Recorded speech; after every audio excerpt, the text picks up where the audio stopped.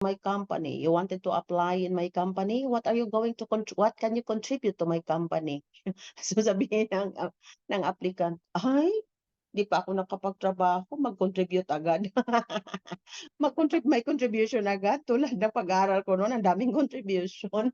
Oo nga, joke lang. So yun, I hope we're going to think of it.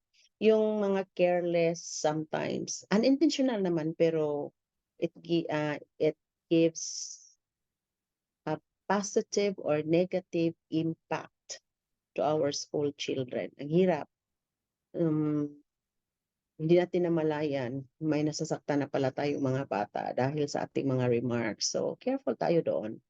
So, with that, sana sa Christmas na siguro ang Christmas party ninyo next week, no? So, sana lang kung pwede lang. Kasi we're going to realize that it is really true na the more you give, the more you receive. It might not be monetarily, but haven't we realized that our good health is more than enough blessings? We're in good shape, we are safe, and we are spared from calamities. Those are blessings. Those are blessings. Good health, yes. Meron kang maraming pera. Yung may pera tayo, okay. Bonus yun. Bonus yun. Ipagdasal natin yun, no, di ba? And talking about it, ang dami natin sabihin dito. Talking about it, whatever you want in life, we're just going to pray. But in God's time, lahat. Di ba? Going back, I remembered yung mga remarks natin sa kasamahan natin. May kasama kasi akong kasama kong guro, no? Guro namin. Nag-take ng bar exam last September. Di ba ang result last December 5? 36% lang naman ang nakapasa all over the Philippines. Ano ang sabi ng kasamahan niya when nag-report siya sa school? Yun pa ang sabi. Kasi inggit siguro, di ba? Hindi siya pumasa. Sabi pa ng kasama niya, ay, namamagay yung mga mata mo. Umiyak ka siguro, ano, kasi hindi ka nakapasa. Nakakaluka yun. Nakakaluka, yun ang remark. If you happen to be the one who is taking the bar exam, at sabihin ng kasama mong guro kasi take up siya ng law at hindi pumasa sa bar exam for the first attempt. Ay, namamagay yung mata mo. Umiyak ka siguro. It's just an indication na invade siya sa'yo, di ba? So sabi daw niya, ako umiyak, hindi naman Ako umiyak, hindi naman Hindi ako umiyak. Meron pa namang second time. Ikaw siguro, iyak ka. Kasi yung ganun. So minsan nga, careless tayo sa mga remarks. Yung empathy, minsan nagkukulang tayo doon. Yung empathy is very important. Okay, I'm talking too much. Shall we proceed with the slide? Ano yung nakikita natin sa slideshow? No? Okay, sapatos. Every one of us, no, is wearing shoes or slippers. Sabihin na lang natin slippers or sabihin na lang natin shoes every day, wherever we go. Hindi naman tayo barefooted. Maybe before, when we were in elementary days, some, tulad ko, was there a time na I was barefooted? May mga ganun. Every day, we are wearing shoes and we feel comfortable. Sometimes we wear our shoes, which are not comfortable. That is why we're going to change it. That shoes that I'm showing to you now in the slide, maybe one of you will like it. Maybe most of you, 28 of you or 29 of you, are not going to like that kind of shoes. It is just the same. Can you click the second slide, please, Sir Joseph?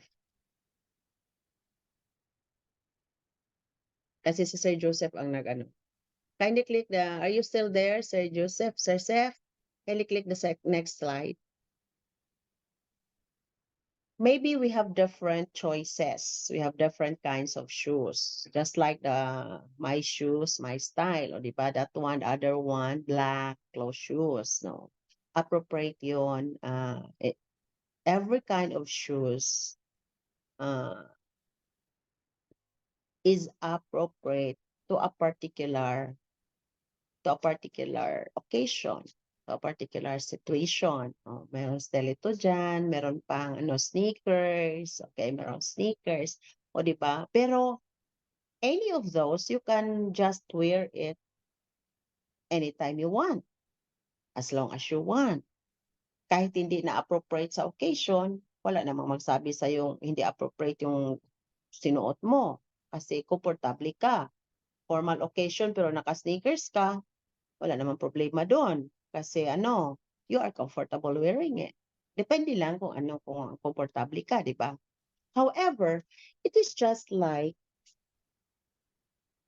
the teaching strategies. Para sa iyo, para sa akin yung teaching strategies ay tulad din ng pagpili mo ng sapatos. Pinili ko to ng shoes na to kasi this is comfortable for me today and it fits the occasion. And if you're going to give that shoes to your children, to your colleagues, any one of you here, you are going to choose not all of those at the moment.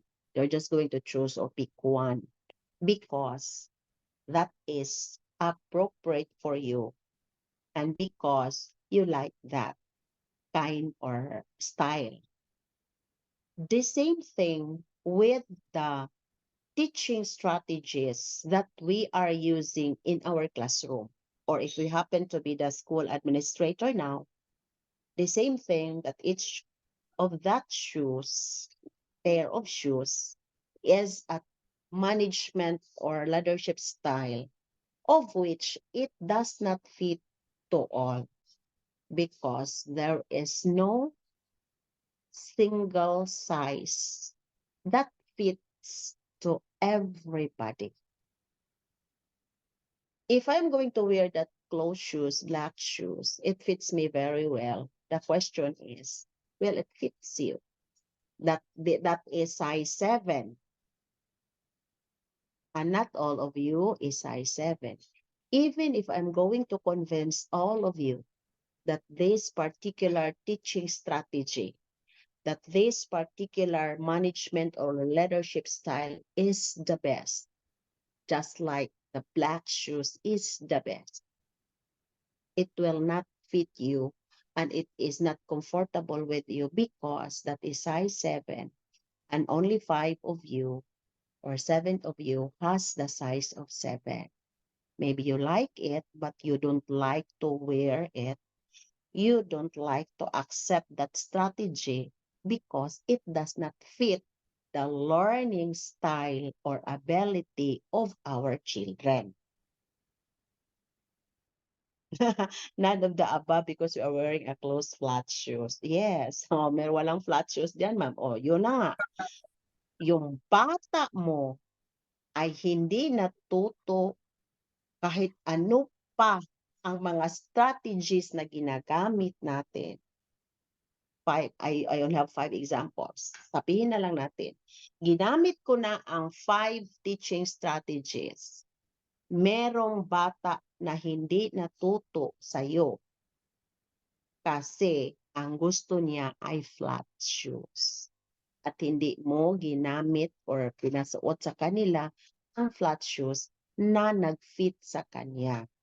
Kaya at the end of the day, sabihin natin sa mga bata na nakabubo ang mga bata ko or ano ba talaga yung gusto ng guro kong ito, kung principal ka, bakit hindi siya natuto sa mga sinasabi ko, ayaw niyang mag-execute, kasi yun lang ang ginagamit natin. No single size style that fits all. Yun na nga sabi ni ma'am, none of the above kasi flat shoes ang ginamit niya. The same thing sa bata. Hindi siya natuto na magbasa kasi yung ginamit mo na strategy hindi na fit sa gusto ng bata, ng learning style. So, kailangan mag-meet tayo halfway. Sabi na nga ni ma'am, none of the above. Kasi flat ang gusto niya. The same thing sa bata mo.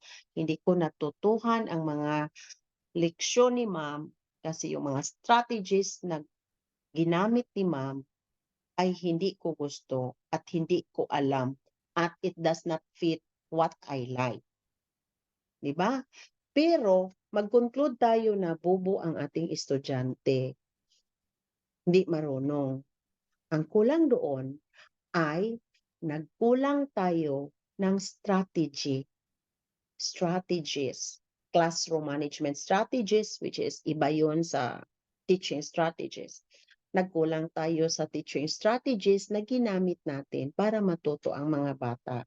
Kaya nga sabihin natin na mayroong differentiated instructions para kahit papano maswak sa learning style ng mga bata. So yun, think always of the shoes that you are wearing, that it will never fit to everybody. The same thing with relationship. Not all will like you because hindi kayo nag-click, hindi kayo nagtugma. Literally, there is that somebody who is going to despise you because he or she doesn't like the kind of shoes or the style of shoes you are wearing. It's the same thing. So yun na nga, always think that the kind of shoes that I'm wearing today, the kind of strategy that I am going to use today in my teaching learning episode, only a few of them will learn. So by tomorrow, I am going to use another strategy. Laterally, by tomorrow, I am going to use or wear another kind of shoes para laterally din, maganda naman tayong tingnan. O, di ba? Ma-excite naman yung mga bata natin na, ay, si ma'am, may bagong sapatos. Iba naman ang style. Iba naman ang dress ni ma'am, ang kulay. You deserve that. So you deserve to equip yourselves not only with this material things, but we deserve to equip ourselves with all that necessary teaching strategies, management styles, or leadership styles if you happen to be the school leader, so that it will fit. It will fit to anybody. Diba? So, yung mga guro, yung mga kasama natin, kasamahan natin. So, para ma-inspire din sila, we're going to make ourselves, the leader, stand out with your brand. Ano ba yung brand mo? Hindi brand ng shoes. Pwede rin. Literally, pwede rin. Ano ba yung brand mo as a teacher? Are you a latecomer? Or are you there 10 minutes before the time? Ano ba ang brand mo as a teacher? Ikaw ba ang palaging inutusan ng iyong principal kasi you can be trusted? Or ikaw ba yung stay away from the activities? Ayaw mo, bahala sila. Ayoko. Always remember, while we are in the organization, we are part of the whole picture. Just like a jigsaw puzzle. Even if you occupy the smallest piece, the jigsaw puzzle, look at the jigsaw puzzle. It has different sizes and it has different shapes, just like us in the organization. We come in different backgrounds and different personalities. I might be the smallest piece in the division office, but try to see to it that you can contribute something, even if you are that smallest piece. But taking you away of the picture will distort the whole picture, meaning each one of us is part of the organizational success. Kahit ikaw man lang ang taga-download ng memorandum sa division, memorandum, regional memorandum,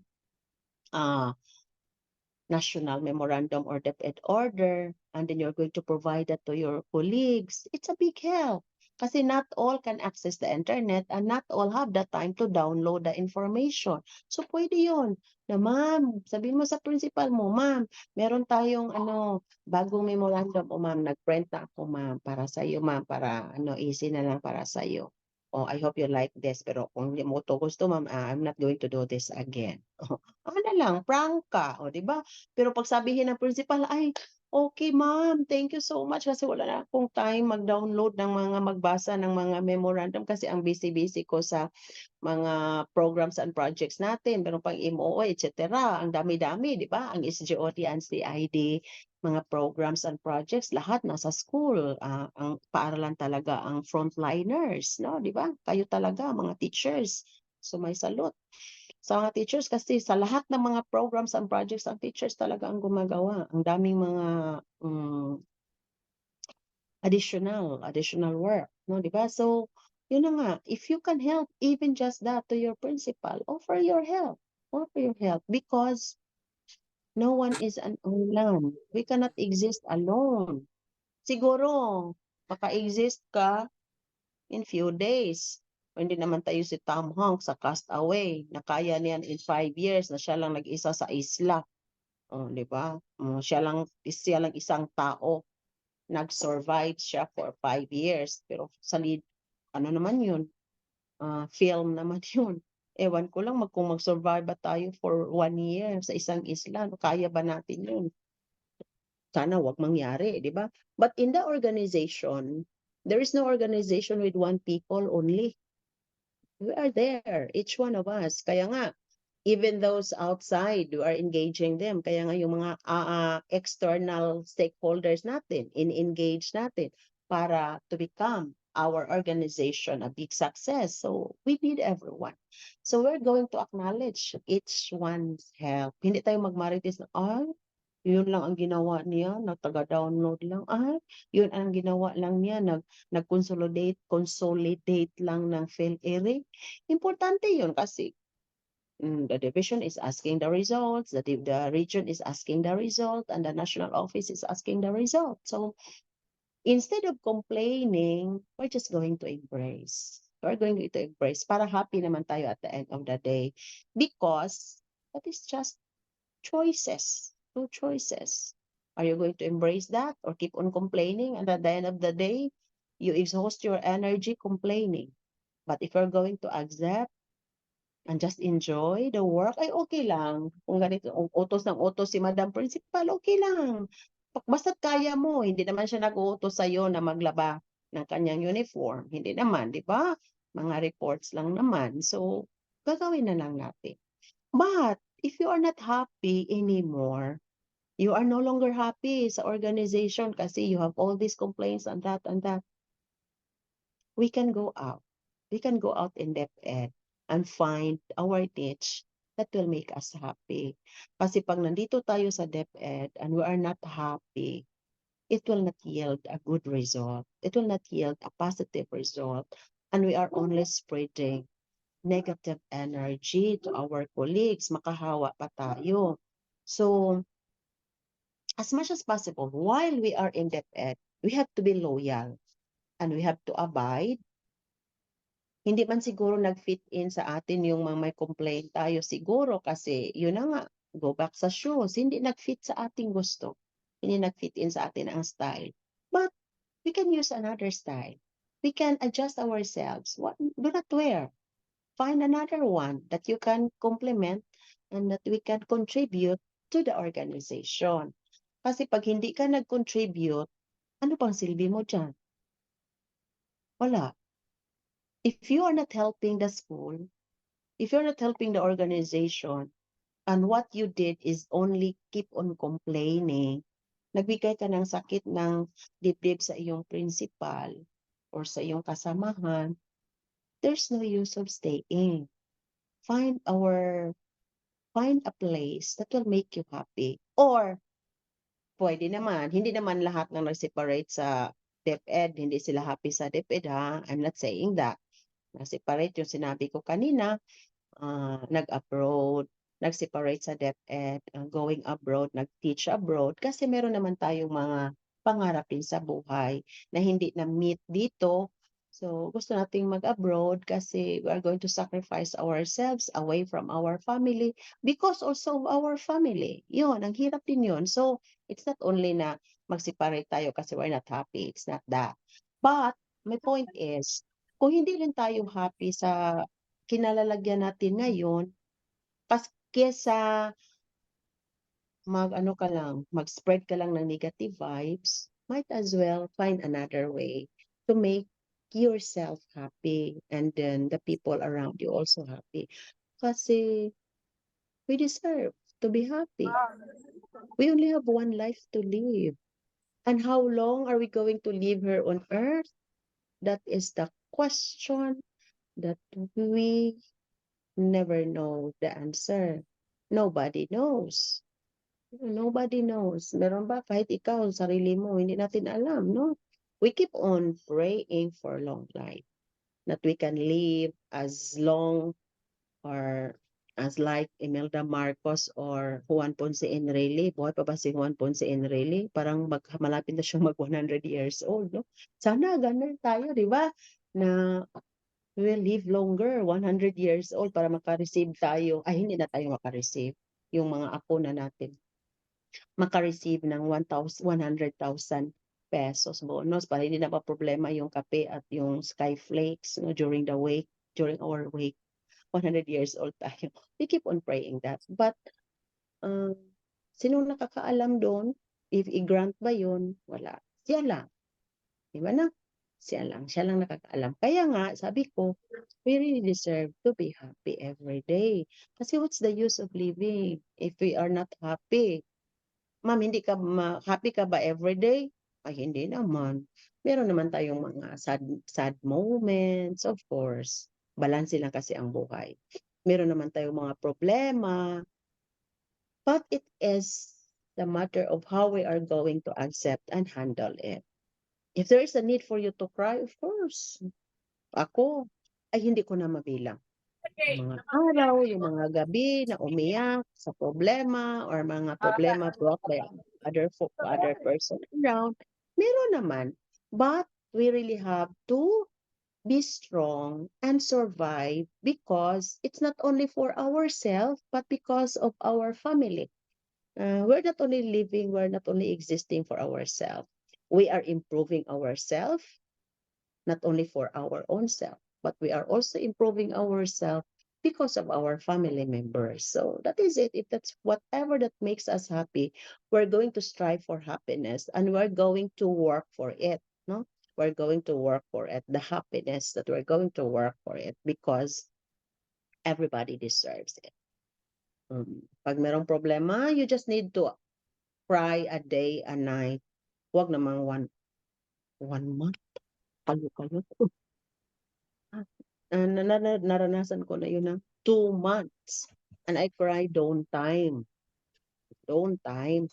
Kasi pag ayokong makita ng husband ko na umiyak kasi pag nakita niya, magagalit siya. Gusto niyang patayin yung taong, kung sino ba yung, ano ba? The cause.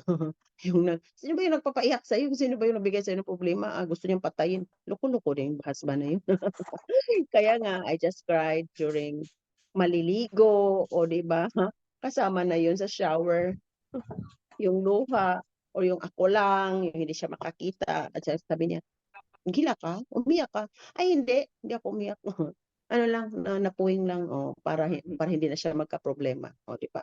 Minsan may mga gano'ng moments, pero we really have to survive. We really have to survive. Kasi 'yun lang, we only have one life to live, remember that. Okay, let's move forward. Sir Seth, ano ba yung next slide? What time? What time do we have? 11:34. I only have 26 minutes more. Don't worry because this afternoon we have pre-announcement. Meron tayong dalawang speaker this afternoon. One is a foreigner and one might as well can provide you something that to help also add the cup of our IQ sa IQ natin. Ako kasi, I don't like to feed more so much on your IQ kasi we can just browse it anywhere. We can just feel our IQ anytime, anywhere. Kahit nag-travel pa tayo, we have the access to technology. We can just ask Google, no, to add our IQ. More on, I'd love to be with you. Mm, Yun ba ang gusto ko ng emotional connection. Yun ang gusto kong mangyari. O ano man nakita sa picture, my college journey, that is a real picture of Cebu Normal University now in Cebu. Uh, for the information of yung hindi pa nakakita sa Cebu Normal University. Yun, that is the administration building in Cebu Normal University. Yung makikita natin sa picture ay Cebu Normal College kasi yun ang pangalan before. But when I graduated sa college, Cebu State College pa ang pangalan ng university ngayon. Naging Cebu State College, naging Cebu Normal College, and now Cebu Normal University. That is the administration building which is still existing until today. And that building was existed even before the Japanese War. At the basement of that building, if I am not mistaken, kasi parang ang hina ko rin sa history, doon inilagay yung mga Pilipino, yung mga brothers and sisters natin na pinatay ng mga Hapon. May basement kasi diyan. Yun na nga kasi cruel ang mga Japanese during the Japanese War. Pinatay ang mga brothers and sisters. Baka ang lolo natin, lolo ng lolo natin or ama ng lolo natin, parang ganun. Mga victims during the Japanese War. And that building is very strong, no? It still it still stood at the test of times. Ang dami ng earthquake na nangyari, nandun pa rin yung building. Inside that administration building is our classroom. Way back 1984, I was first year college at that time, no? First year college at that time. And ang first month of classes before, prior to pandemic, June pa naman, di ba? Ngayon lang nangyari na naging August. For the past year, August. During that time, first week of June, or third week of June yata yun, 1984, I was first year college then. One of my professors said, sabi niya, kasi parang old school kasi. Sabi niya, expected naman na meron tayong school uniform or college uniform kasi karamihan sa Cebu Normal University, karamihan nagkukuha ng education course ay mga babae talaga. Puro kami mga babae, 50 kami in our section. Puro kami mga babae. Minsan may classmate kami na irregular student na lalaki pa sa first year, pero pag graduate naging babae na rin. Nahawa na rin sa mga maraming babae. Anyway, we are 50 in the class. And then sabi ng college professor namin, may she rest in peace kasi na siya. She went to planet Mars already. Sabi niya, I'm expecting my college students now to be wearing your complete uniform. We are on the third week, fourth week of classes. So I am expecting that you are wearing your complete uniform with white blouse, pink pa naman yung namin, skirt namin. And then with your black shoes, complete uniform black shoes kasi ang required. And then, I'm expecting all of you to be wearing that black shoes, sabi ng guro. But why is it that one of you here is not wearing black shoes? You are wearing plastic yellow shoes, sabi ng guro. Plastic yellow shoes. So, nga, the students keep on looking around. Sino ba yung nag-wear ng plastic yellow shoes? Tumawa pa yun sila. Sino ba yun? No, kasi yung mga ibang mga college students, yung mga anak ng mga principal, anak ng mga may trabaho, ang mga parents nila, anak din ng mga guro, so they can afford. So most of them are laughing. They are looking around. Who was that someone not wearing the black shoes, but wearing that plastic yellow shoes? So everybody laughed. Can you move forward the slide, sir? So one of the student there was taken aback. She was the only one not laughing. She was the only one na hindi tumawa sa sinabi ni ma'am. She was the only one na she felt ridiculed. She felt humiliated.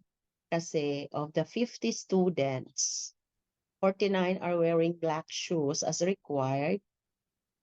Siyang mag-isa was wearing that plastic yellow shoes. So, what do you think?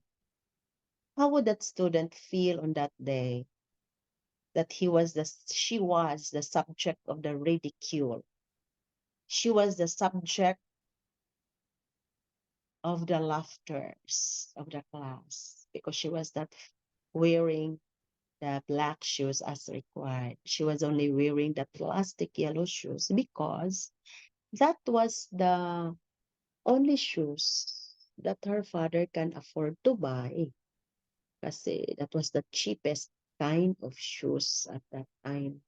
20 pesos. 19, actually 19 pesos and 50 centavos. And her father cannot afford to buy that black shoes kasi that was that time 49 and 50 centavos. And her father got only 20 pesos. So,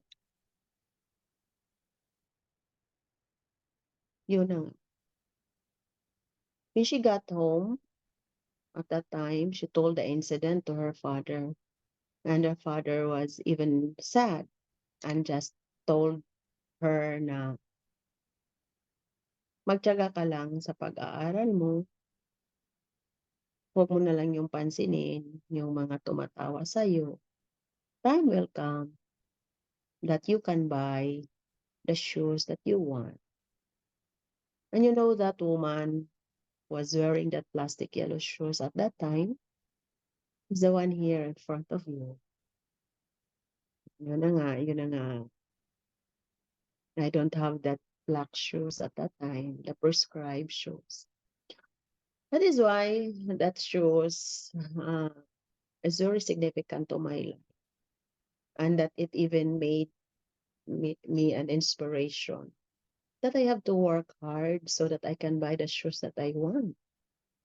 And every time that I went to a department store, even if I don't have plan of buying shoes, I can still buy. Ang hirap kasi yun na nga eh. Healing process kasi yung carelessness ng guro. Di ba? Yung carelessness ng guro. Maybe my teacher don't have that intention of hurting me or making me the subject of the ridicule. It was not her intention, of course. But carelessness and the impact we or our students, remember that, our students, our learners will forget the lessons that we are going to teach them, the content of our lessons, the skills, the competencies found in the milk that we deliver to our children. They will just forget that after 1 week, after 2 weeks, or after the exam. But how we make them feel inside the classroom, that is something that we cannot forget. Think of those days. Maybe you have experienced that. Think of those days that you cannot forget your teacher. You cannot forget them, not because she is a very good teacher and she can teach this, blah, blah, blah, but you cannot forget them because of how you felt because of your teacher. When you were praised, you cannot forget that. But when you were hurt, you were ridiculed, that is also that we cannot forget. That is how I felt until now. Excuse me.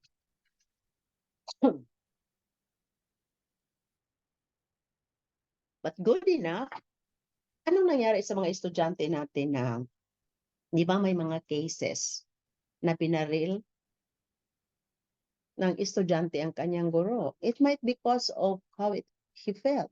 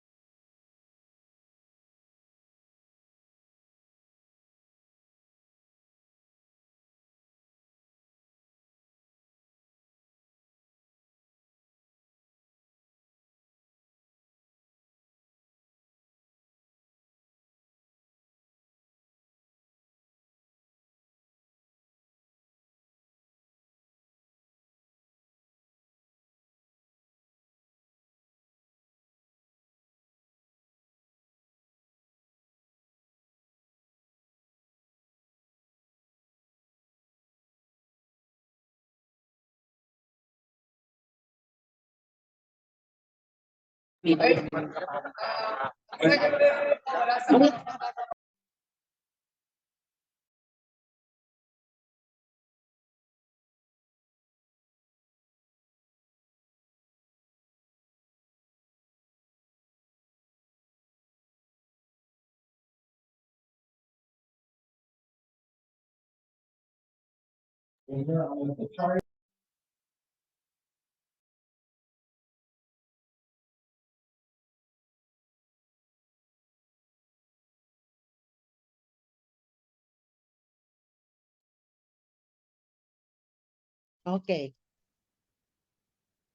Sorry for a while. I had a cough. I'm sorry. Okay, that's it. So, me as a student before, I could no longer remember my lessons, no? In college, I'm not good in memorizing things. But I can still remember how I felt during those times. Not only that particular instant, but there were a lot of instances of which I was ridiculed and I was laughed at because of my the kind of shoes that I am wearing, the cheapest one. When I had a chance to buy the black shoes, but that was the cheapest kind. And sometimes ridiculed because yung masisira na, sinuot pa rin kasi you don't have any choice. That is, yun na nga. So my healing process is every time that I get inside the department store, I cannot help it but buy a pair of shoes. Lalo na pag may pera. Okay lang pag walang pera kasi hindi ka talaga makabili. But if I have that last bill in my pocket, nakakaloka. I'm still in that healing process. Yun ang problema. Hindi alam ng mga guro. Minsan na hindi alam natin mga guro the impact of our words to our students.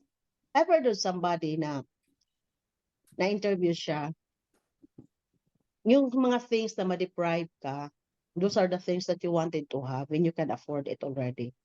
So, a lot of cases that our students committed suicide because of the way we treated them, because we failed, excuse me, we failed to empathize our student. We make careless remarks. It happened. I know. I just don't like to cite a particular instance because for privacy reason. A teacher made a careless remark. The following day, the student committed suicide. A teacher made a careless remark. The following day, hindi nag-suicide ang estudyante. Pero ang estudyante, binaril niya ang kanyang guro. So you see, sa mga reactions because of our careless. Wala tayong pake. Hindi tayo nag-care sa feelings ng iba. Ang hirap din ano. Minsan nga I committed such remarks sometimes na parang sa minsan careless din ako na ay mali pa yung sinabi ko, nakakasakit tayo ng damdamin ng ibang tao. But the moment that we realize na nasasaktan na pala yung ibang tao sa mga sinasabi natin, at least we are humble enough. We are going to try our best to make some amends, to apologize. Kasi it's only with sincere apology that the one that we hurt na ma-heal siya. At to give peace of mind for both of us. So yun ang nangyari. Depende kasi sa impact sa bata. Pag nahiya yung bata dahil sa carelessness nating mga guro, it's either mag-suicide yung bata na nangyari yan maraming beses na iba't iba. Scattered. Di ba? Meron tayong mga nangyaring ganun. May mga 2 estudyante na nag-suicide, tumalon from the nagbigti or tumalon from the 4th floor. Maraming nangyari because of careless remarks sa teacher or meron bang ibang problema yung bata na trigger lang sa sinabi ng guro or na trigger sa sinabi ng mga nabully sa classmates, ang dami-daming rason, hindi lang naman tayo. Baka may problema sa bahay, pagdating sa paaralan, nabully ng kamag-aral or nabully nating mga guro because of our careless remarks, so nag-suicide yung bata, worse.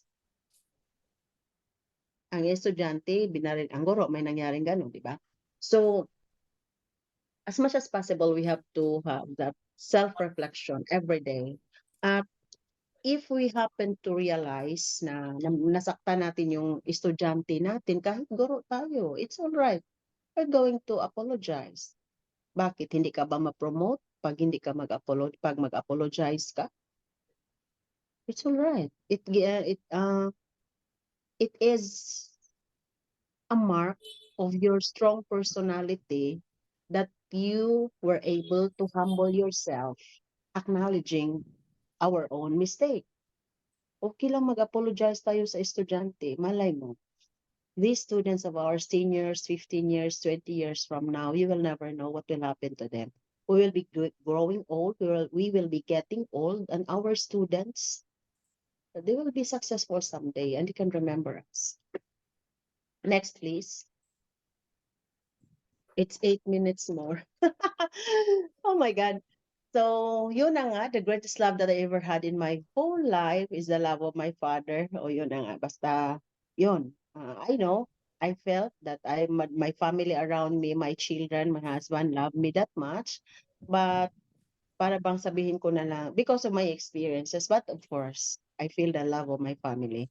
But of course, I cannot forget the love of my father. Yung ano kasi, papa's girl, no? Papa's girl. But we have different experiences, no? We have different experiences. Good enough that the love that I had with my father is being continued, no? Na pampered, naging para bang, hindi naman ako spoiled brat, pero parang naging spoiled wife, spoiled mother, na spoiled sa mga anak at na spoiled sa husband. That I count it as a blessing. I might Um, not be blessed so much with can money. we adjust Okay lang. the Hello? volume? Sino yun? But I count that as the greatest blessings that I have. The love of my children, my grandchildren. Oh my God. A hug coming from my grandson is worth more than thousands. Pero mas maganda yung may thousands tayo na cash, ano? Okay, bonus na yon, bonus na yon. But the love of our family around us, always remember, our friends will leave us, but our family are the ones who are going to stick with us until our last breath. And that is what we are going to treasure. Our positions in life, kahit maging superintendent pa tayo, the moment na mag-retire na tayo, hindi na tayo superintendent. Private individual and ordinary individual na lang tayo. The moment that we're going to retire, but what will remain is our legacy. The way we make the people around us feel, our family, yun na lang, yun ang matitira sa atin. We might be the regional director. One of you might be one because you are still very young. But the moment that we are going to retire, you are not the regional director anymore. I'm not going to stay a supervisor anymore. Yung mag-greet sa akin ngayon, maybe when I retire, hindi na mag-greet kasi hindi ka na supervisor. But our family, these are the members and the people that we are going to hold all the time, no matter what, that we cannot bargain, non-negotiable, because they are the ones that who are going to stay with us, to stick with us through thick and thin. Yun na nga yung ano mo, yung boyfriend mo, iiwanan ka rin, ano? Sir Jason, my girlfriend, my boyfriend, iwanan ka minsan, no? Sasaktan ka rin. But our family will always be around us. Can you move forward? Yung meaning ng show, because I only have 4 minutes to know. Yun nga, yung sabi nga, your smile, yung nabanggit ko kanina, di ba? Your smile is a simple act of kindness. kahit yun man lang ang kaya nating ibigay, it doesn't cost us a penny. Pero mag-smile ka sa mga bata natin as our greetings. Good morning, children, with your beautiful smile. It can uplift the spirit of our children, no, on that day, and then make it a happy environment every day sa mga bata natin. If we are in the classroom, yung mag-bully, yung mga extremes na behavior sa mga bata natin, be careful with that. Be sensitive because they need your empathy. Those bully ng mga bata, yung nagbubully, they need your empathy. They have problems of their own. Nagpapansin lang yun. Next, the last slide please, yung my shoes, na meaning ng shoes. Yes, the love and yung shoes, Sir Seth, the love and empathy is very important. And that is what I would like you to remember, because I coined that as a shoe leadership. Kasi ano, wherever we go, no? Yung sinabi ni ma'am kanina, if we're going to wear slippers, as long footwear pa rin yun, or flat shoes, high-heeled shoes, or whatever. So think of this shoe leadership, because whatever our positions now in DepEd, we are all leaders. Classroom teacher ka, leader ka sa mga bata at sa mga guro. Principal ka, leader ka sa mga guro at sa mga lahat within your organization, leader ka. So we are all leaders in our own regard wherever we are. And always remember that as we are leaders, we are wearing shoes. And always remember that shoe leadership, that letter S, it stands for serve. As a leader, our purpose here in life is to serve, not to be served. We are going to serve, no matter what our position in the Department of Education. We are going to serve. How? We are going to serve with utmost humility. Always think that wherever we go, there is always that somebody better than us and lower than us, and that we are going to be grateful, and that we are not going to feel that envy or envious feelings, because always count your blessings, because we are blessed in many, many different ways. So we're going to serve with utmost humility, with open-mindedness. Open-minded tayo sa lahat ng pwedeng mangyari. That there are two choices, many choices pa nga, and that we're going to choose the best one for us and for the common good, and that we're going to ask for uh, God's providence, God's wisdom, that our choices in life, not only for our betterment, self-betterment, but for the betterment of our family and the people around us. And with empathy, that we know the feelings of others, that we cannot afford to hurt other feelings, because we know how to empathize. My only proposition is, kahit ano pang sabihin ng ibang tao, as long as I know about myself, that I am not violating their rights. If ever I had, I hope I can realize that, and that I am going to make amends, and I'm going to apologize. With that, my dear teachers, please always remember the shoe leadership. We're going to serve with utmost humility, open-mindedness, and empathy. Once again, show leadership is we are a leader in our own regard, in our whatever positions that we have. I would like to repeat once more.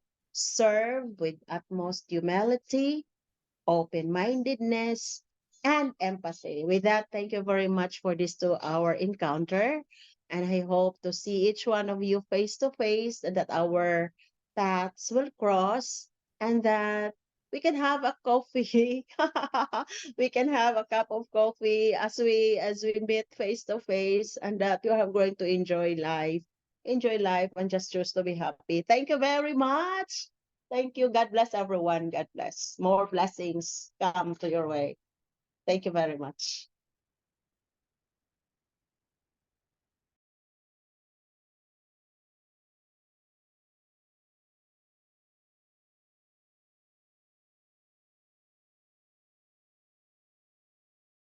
Nasaan na yung host? Baka natulog.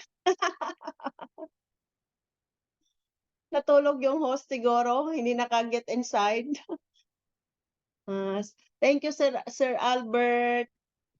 Sana makapunta ako ulit sa Albay. I'd love to see the beauty of Mayon volcano. Thank you, Ma'am Rogeline. Thank All you right, thank so you so much, much. Dr. Layson, for the inspirational story that you have. Dear teachers, do you have any questions regarding our speakers?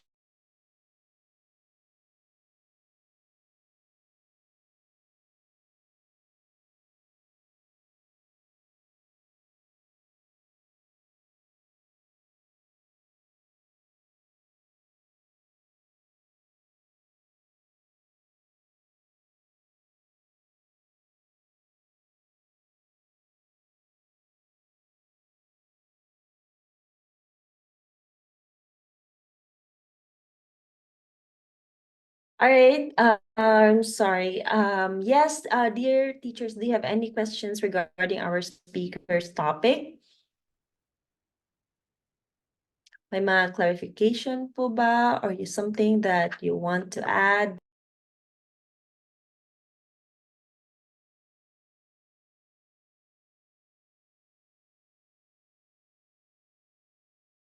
All right, I hear no response. So I assume that everything is clear and good. So dear teachers, before we proceed with our lunch break, I would like to request for you to open your camera so that we can go.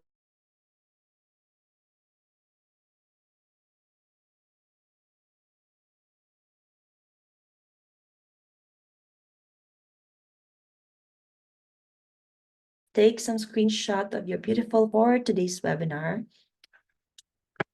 We will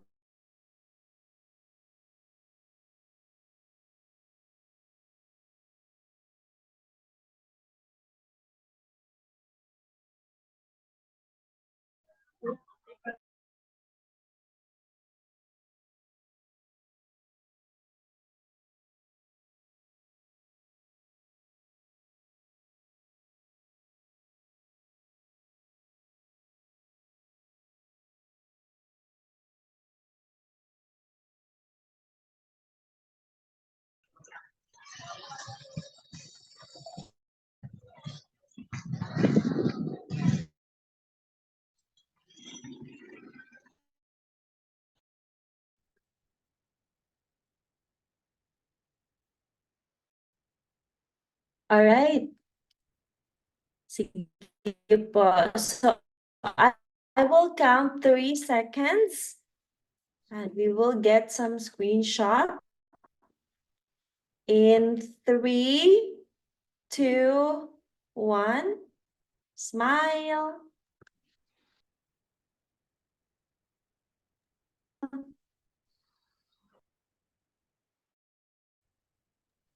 All right, thank you so much. So there's gonna be, before we go ahead and bid goodbye to our speaker, let's go ahead and present a certificate.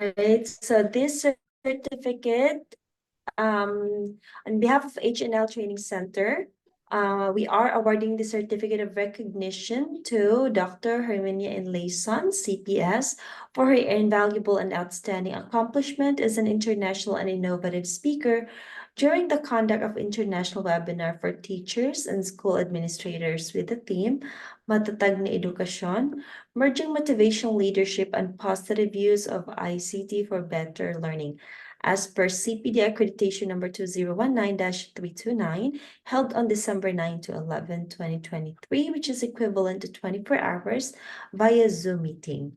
Given this 11th day of December via Zoom, and under Johnny Layson, Johnny Albinanel, your seminar directress. All right. So dear teachers, thank you so much. Our first session has ended. We are going to have 1 hour lunch break. So medyo na-consume po namin yung time nyo. And we will be back at 1:05 po. So let's get back to Zoom at 1:05 p.m. So thank you so much. And you have Thank you. lunch. Thank you. Thank you. Ano po yung bago mo, ma'am? Wala yung signal.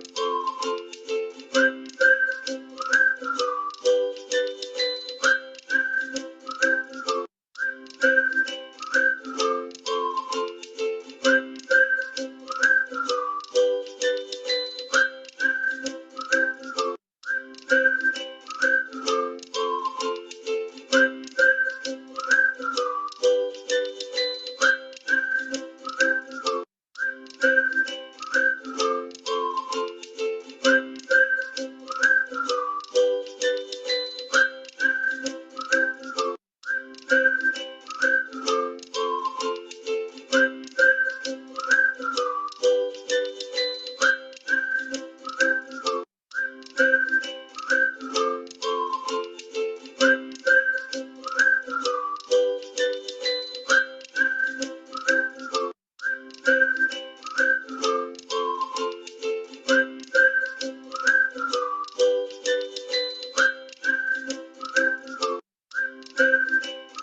you.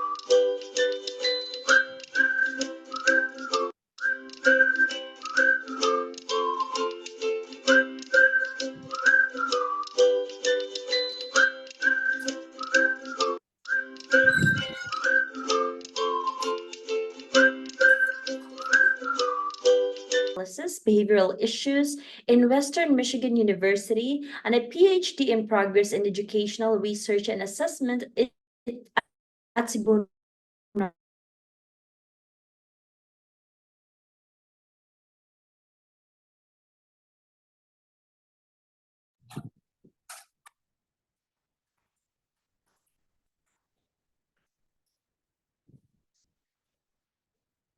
Work is focusing on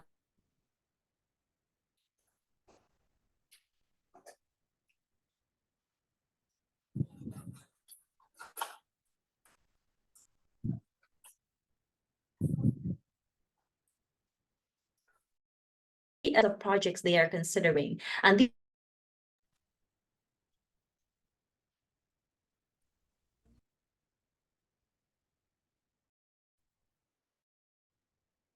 all right, I'm sorry about that.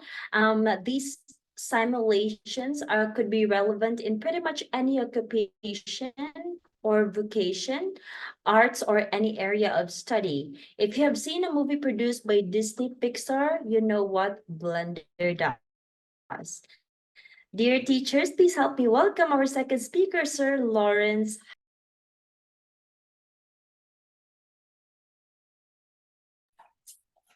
Hello. I'm sorry, I'm having a little trouble with the signal, I think. Are you hearing me? Yes, Sir Hyde, we can hear you. Yes, sir. Yeah, anyway, I just in the last few minutes, I started experiencing a little bit of,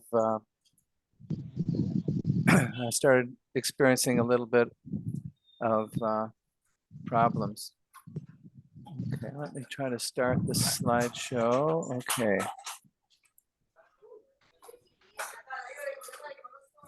Okay. Hopefully you can all see this. Okay, we're going to be talking about interactive teaching. Oh, let's see, I'm gonna have to shrink this down.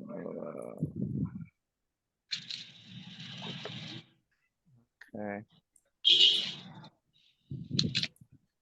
Sorry about this delay. Okay, I think that should be better. And okay, so I'm Larry Hyde, and it's December 9th, online session. And now, this is getting hidden by my screen. Oh, God. Okay, well,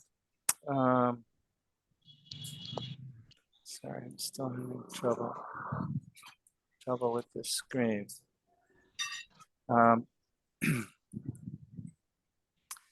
So my background is in interactive language teaching, and I'm sorry this was blocking my screen.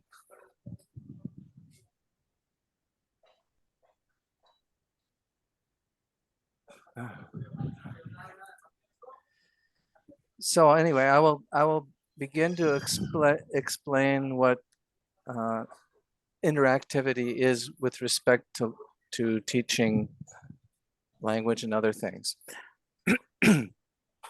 The real interactive star of the show here today is a online program called Padlet, or an application.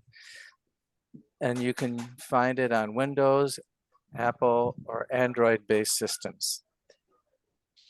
I have yet to really see how you can't use Padlet in most any teaching situation or classroom, where you want to encourage students not only to learn, but also to interact with the teachers, with the teacher's work, and with other students' work. Padlet is not just for simple topics.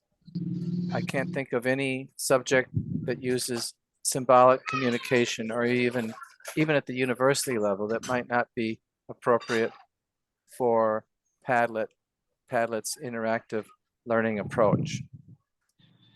Even things like math, science, chemistry, mapping, music.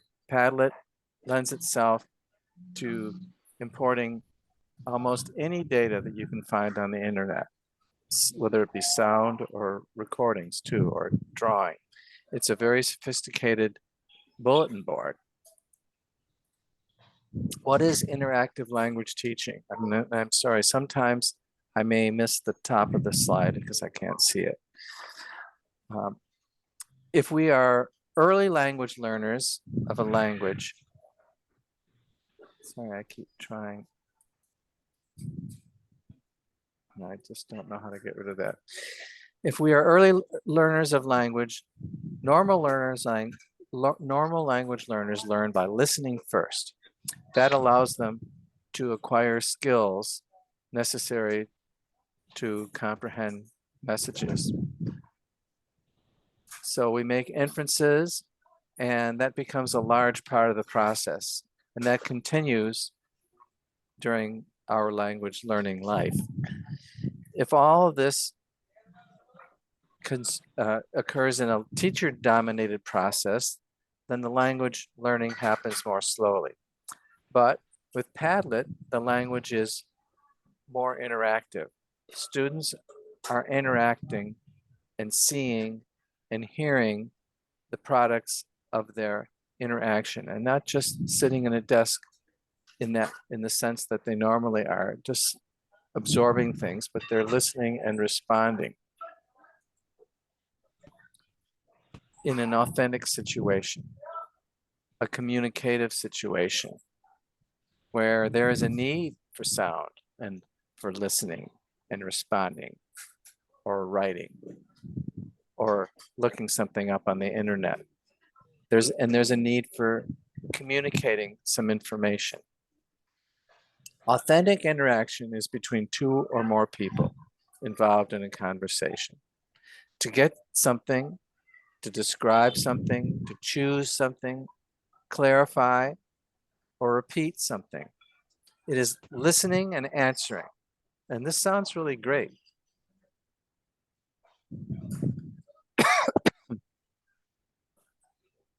Really, it's not just simple turn taking. It's initial language between two individuals that have a need to communicate something. So generally, it is not entirely directed by a teacher. Turn taking, authentic communication, ruled by a necessary relationship. A pairing or a small group. Communication increases when the listener is able to comprehend more and more complexity. What are some of the tasks?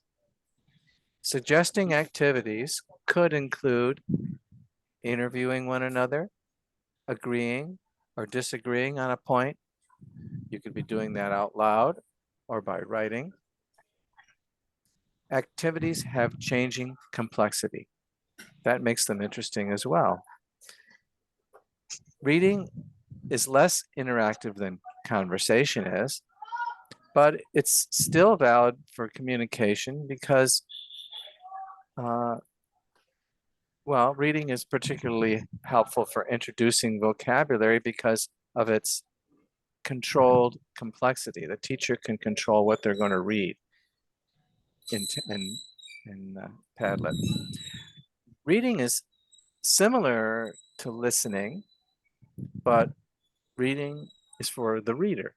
A non-efficient reader may not actually be reading at all. They may just be decoding. So this could be a weak point for much of what you might be presenting with Padlet. The contrast to that is writing, which also occurs often, more and more often now, because nowadays with computer applications like Messenger and Facebook, all of us have become more familiar with reading. So it's a natural opportunity nowadays for interaction. The size of the groups. Larger groups could be an impediment for interaction. It could be impediment for comprehension between individuals. However, social interaction can be encouraged for all group sizes by using Padlet. Padlet, when it's socially functioning, is tapped. Every individual is tapped to respond by speaking or writing or drawing and so on, web searching. In a single session, I can, in a few minutes, I will show you how Padlet can be programmed to be interactive, but most of that will come with you. And your abilities to seek interaction. It is most important that you learn to tap what you're interactively able to do. It is the creative teacher that will recognize opportunities for interaction or what may lead there and what will make it attractive to your students and of interest there. Because students are asked to communicate with each other during class. Now, how is this all possible? Well, you do need a few things. You need an internet connection. It probably in your school, although it can be done at home as well, if you happen to be sick. You need a cell phone or a laptop. And if you're going to use the entirety of the program, there's going to be some fees. They offer you a free version of the program, and with that you only get about you can only store about 4 Padlets. So realistically, to utilize it, you're going to have to pay a fee, perhaps 400 pesos per year per student. Or it depends on how the school is going to work things out. Since some of you are administrators, you may have an idea you can go to that part of the website. To understand the basis of Padlet, think of it as a bulletin board that the teacher begins building. The teacher will set up the initial content matter for the board, and the work of the students there is to complete it. The teacher will provide the rules or the instructions which the students will follow for each of the slides, so to speak. And the rules and work will vary depending on what the goals that the teacher has for that particular, we'll call them slides. The rules will vary also with the behavioral controls needed, and the teacher can control that as well. So it is the teacher, so you can see Padlet is teacher dependent. So it's the teacher that's going to train the students how to use Padlet, what's okay, the kinds of responses that are okay, and the ones that aren't okay in your classroom. But we're used to doing that already, aren't we? We're already used to controlling our students and having them follow specific rules and shaping their acceptable behavior there, just as in the classroom. Is a student too shy normally to answer? Well, maybe using this program might change some of that. The students are going to respond sometimes with unexpected questions, unexpected answers. They're going to find things online that you're not expecting, and that's a good thing, as well as mistakes. There are opportunities for realistic thinking. And really, again, a lot more communication than having them sitting at the desk all day, hopefully thinking. But they're allowed to answer questions. Although probably once someone is answered, there's not going to be 50 people answering it. You're going to have rules about that, unless you have an additional answer. And their answers are captured.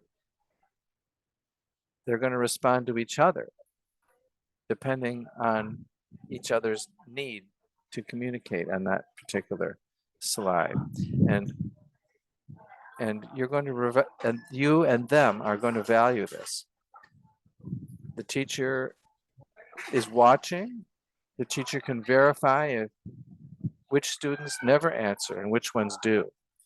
Because Padlet is programmed, or can be programmed, to include the name of the student, and as well as you can be keeping track of the students who aren't responding because their names won't appear. Padlet boards can be set up by invitation only, so only the class members can be, you can set it up that way, so only they're invited. It can be open to the public if you set it up that way, and it can be set to show the responder or not, or required. So here we have Padlet as a bulletin board in the 20th century. So for students to make entries on this bulletin board, they can use interactivity to answer and to respond to the teacher's questions. They can use a microphone, a search engine. It's not by itself a whiteboard, so they might have to be using their own calculation device, but it can be opened to using a whiteboard, or dropping files of sounds, videos, pictures, drawings, anything else that can be applied as is required. Now you think about this, your students are going to become very adept at finding and doing research, finding where things are and presenting research, because we're dropping these pieces of information onto the bulletin board. Do you think that's special? Maybe you're worried about it.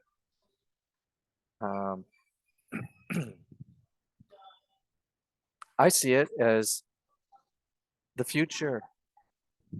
Maybe our students could be as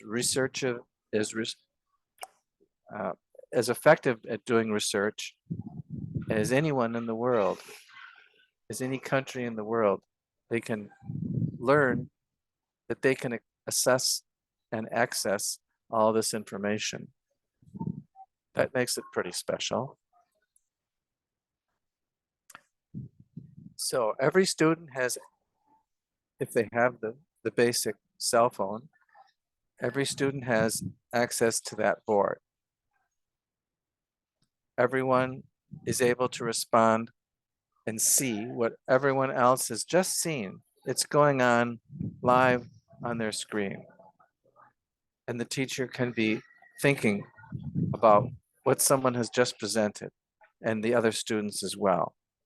And the teacher as well can be continued to be responding. Anyone might be encouraged to respond, to make their own entry on the bulletin board. And someone even might make a correction. Someone might do the next step, make a prediction, make a suggestion, provide another idea. And of course, the teacher is taking notes on all these things. Where should I be going next? When are the children making mistakes? What could I be doing? As well, the teacher has a role in anticipating things like embarrassment. So we're constantly working on those issues. So this could be very exciting and fast moving, this internet activity. You can see that there's opportunities for massive amounts of learning and communication taking place. But as teacher, your lecture presentation style has also changed a great deal, hasn't it? Whether you're at school or at home, whether your students are at school or at home. Much of this can be done asynchronously as well. Maybe you can keep some of it online so that the students can respond at different times, or as the students or the teacher thinks of things. Your online role is moving quickly because you must step inside. You must lead in the direction of the curriculum goals. That's what you have to do, isn't it? And since you've required that every bulletin board entry being identified automatically with the name of the person who's entering the information, you can go back and look at what was provided by the students. You can even do some evaluation from those things, from their responses, and grade and correct in real time or later, or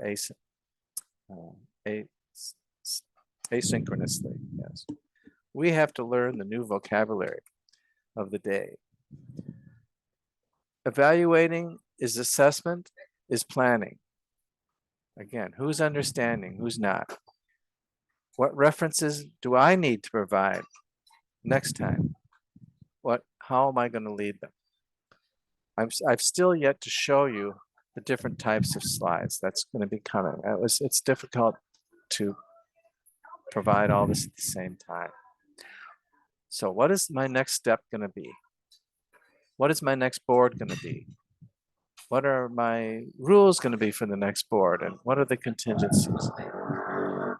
Am I getting adequate responses at an adequate level for each student? How will I try to get that on my next set of boards and my next rule? What will my next set of rules be? Is this a problem? Is this something that we as teachers imagined education could be? I think it's pretty special if we can incorporate this.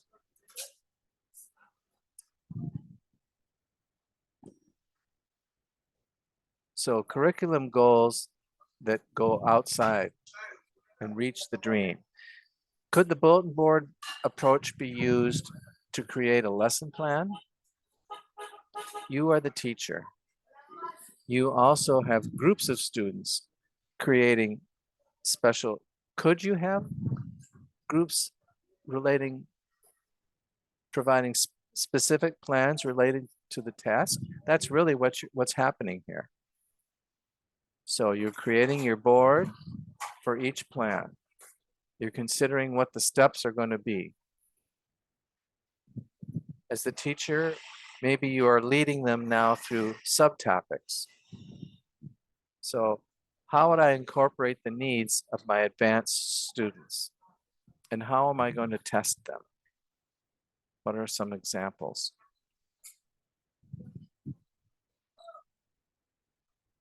Well, let's get closer into the Padlet.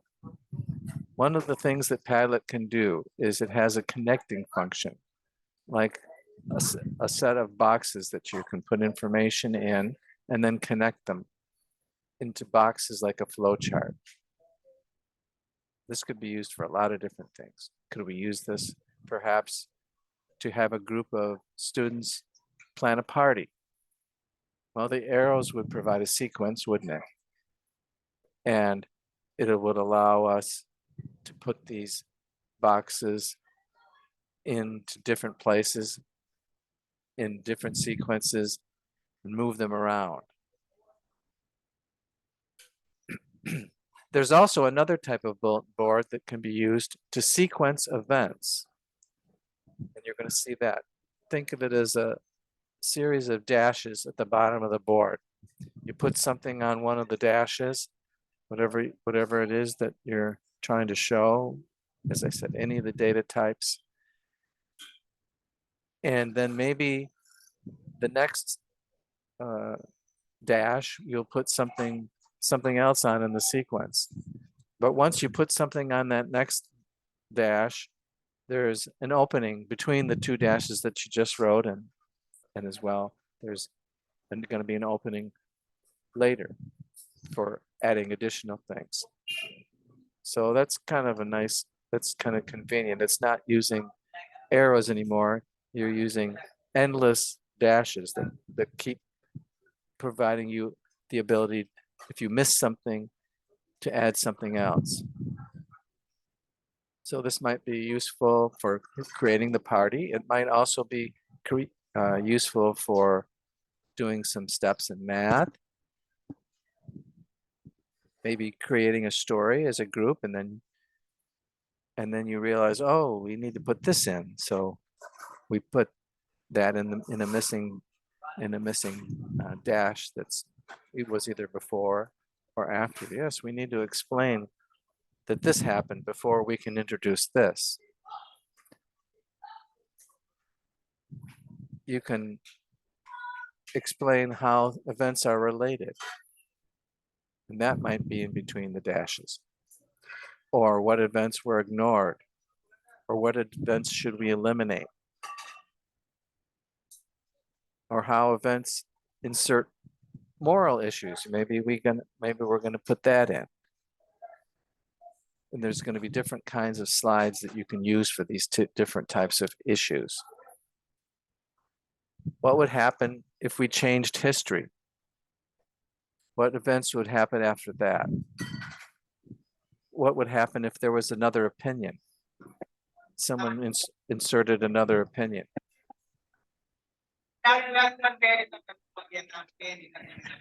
Okay. And where does this end?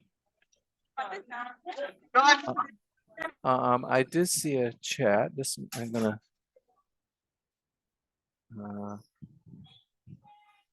Okay.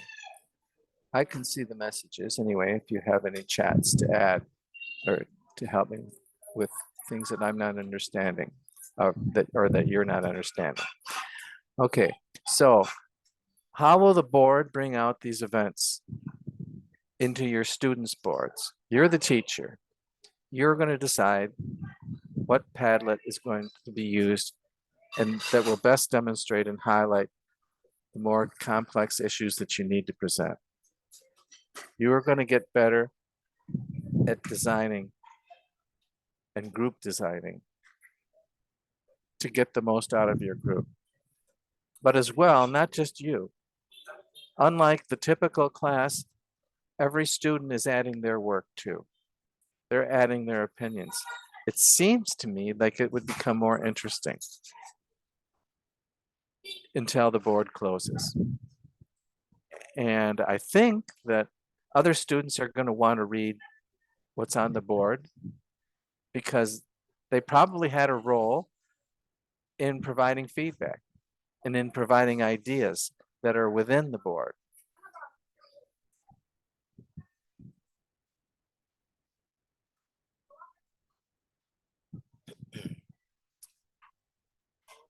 What else could be connected with items in a series?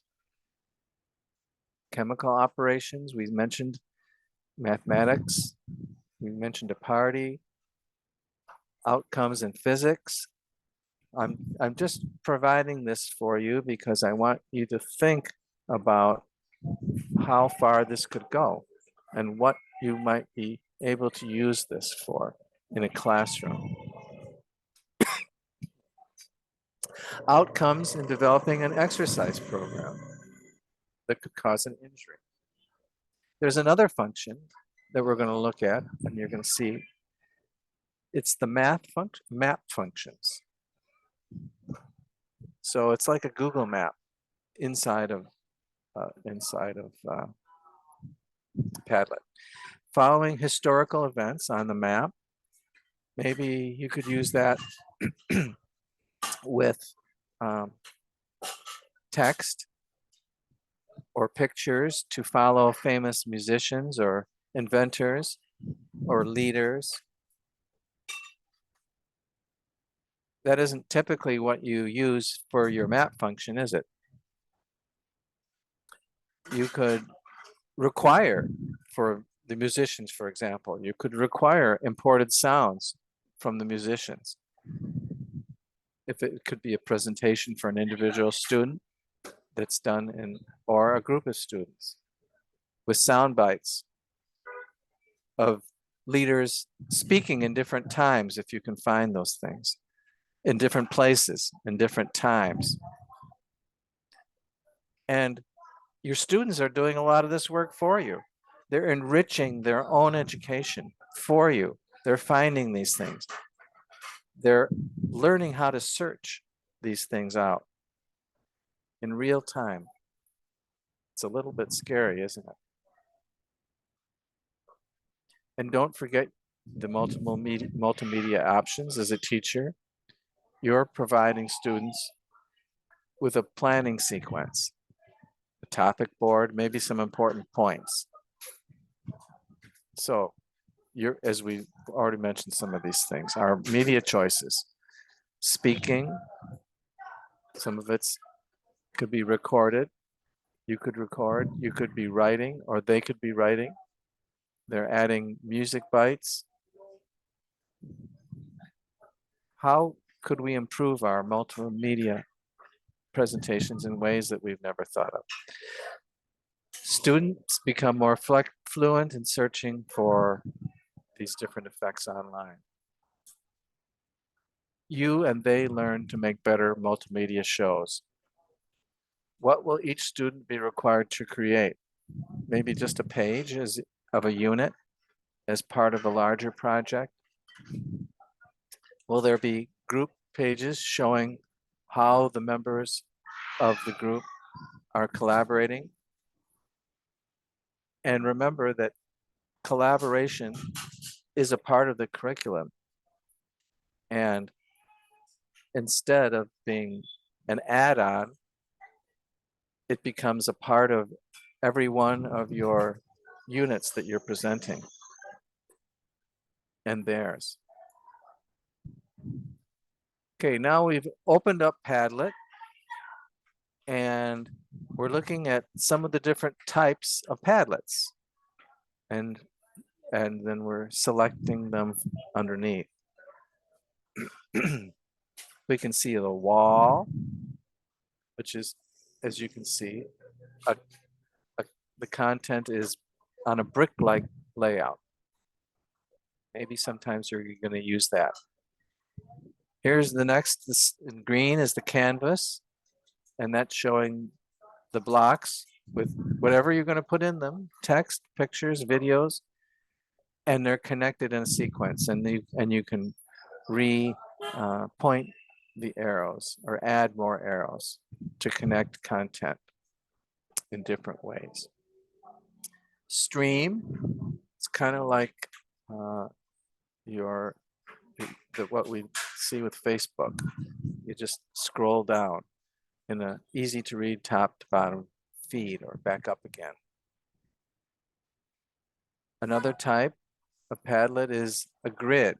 This isn't a grid is arranged in rows, boxes, but again, what's in the content of the box varies.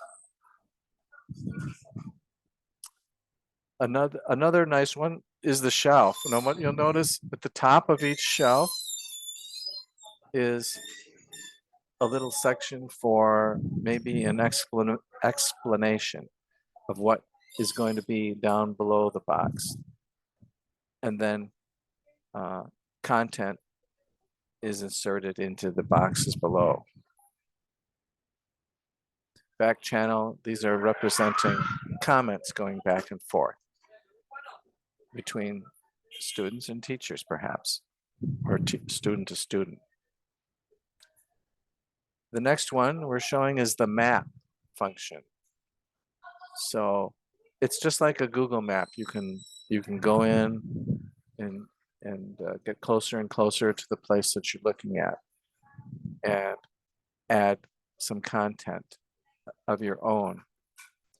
Add some pictures. What are the things that were developed in this place, or where this inventor lived, or singer lived, and where did he present, and how did it affect, what did his inventions and so on what parts of the world did it affect and not affect.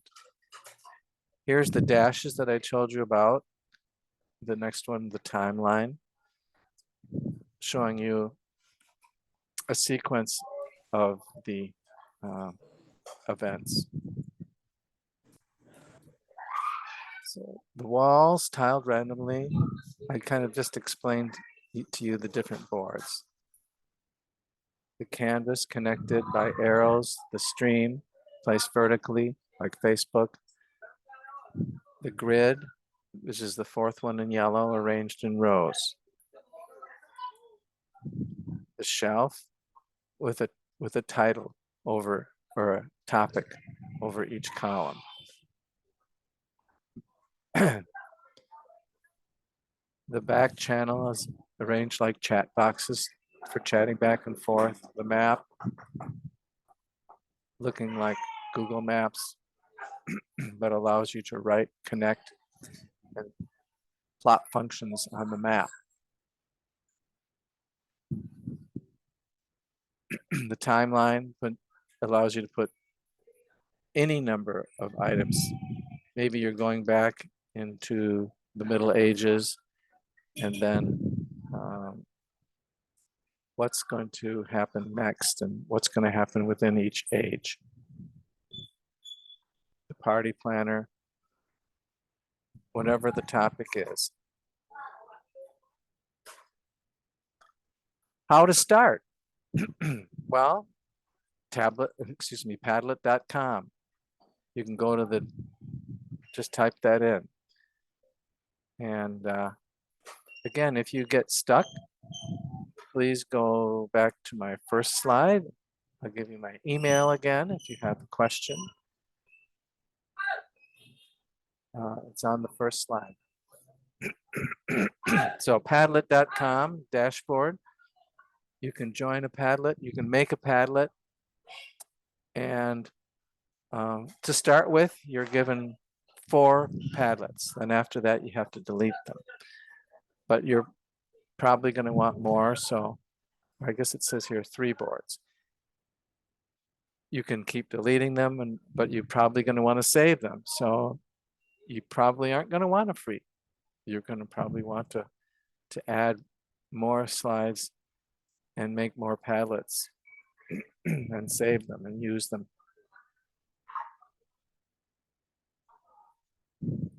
If you've registered for the free version, you can choose to make a Padlet.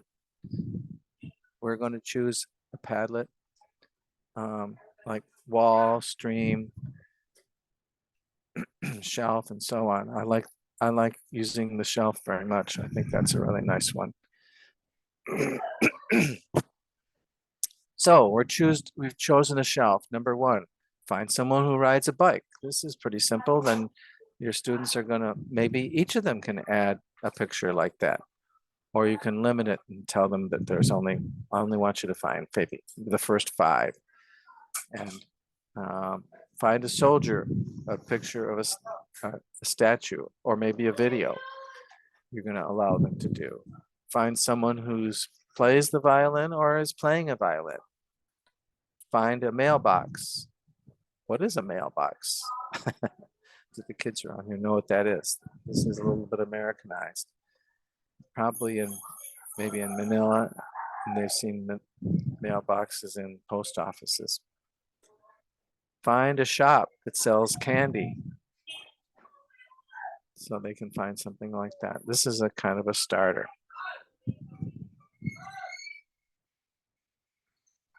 My math steps. Notice that on the right side of this slide, this one says my math steps, and maybe you've given them a problem to do. Solve the math problem in the correct sequence, and here's the dashes that you can go across. Now, there are more you can slide up and down on the right side. There are where you can select all the different options that you want to use, and that are going to be required on this particular slide. And then you're going to copy it to the clipboard and allow students to access it. So here we've given them this is me, my nformcom. That's my email, nformcom@yahoo.ca. So there you go. You can see my email in all small letters if you have to ask me a question. So arrange them in order, the steps, or this type, in this case, it's arrange these fractions in order of size. So maybe they have to do some calculations on their own and then put in the fractions in the correct order. Maybe it's simple, but maybe it can be more complex.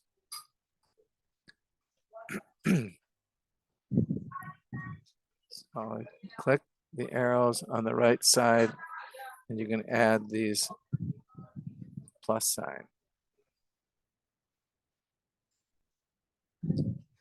Notice the current share setting is on secret over here.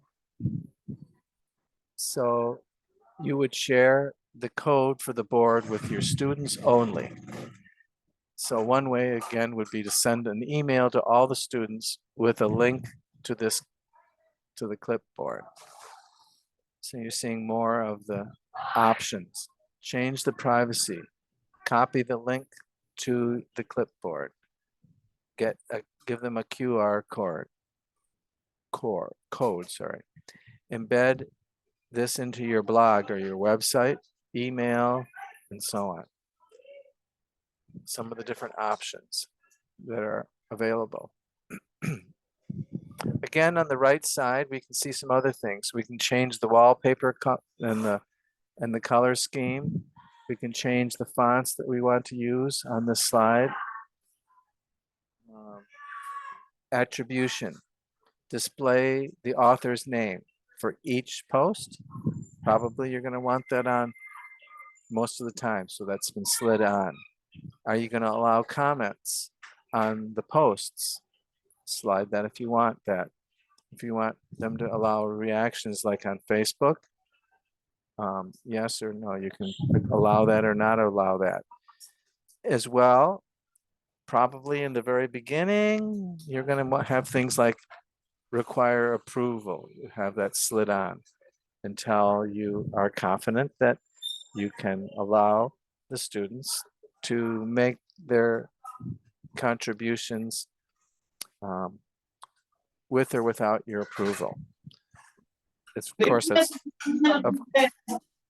course, that's going to slow things down.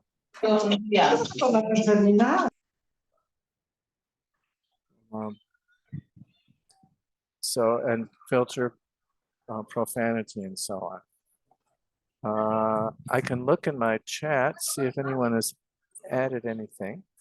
That's the best way if you have any comments. Okay. But I don't see any.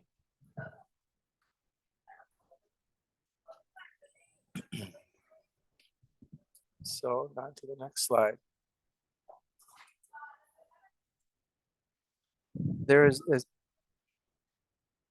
Okay, so if you want the Padlets available simultaneously, more slides, you have to buy a paid version. And you can save the written portions of your file. Another way to save them without paying, if you want to have a copy of what you've done, is you can save your file as a PDF before you delete it so that you can have it continue with the free files so that you can remember what you did. Also, you can archive a file so that you can open it again later. But again, you can only have 3 or 4 of the files active at one time on the free version. So let's look at some more of these.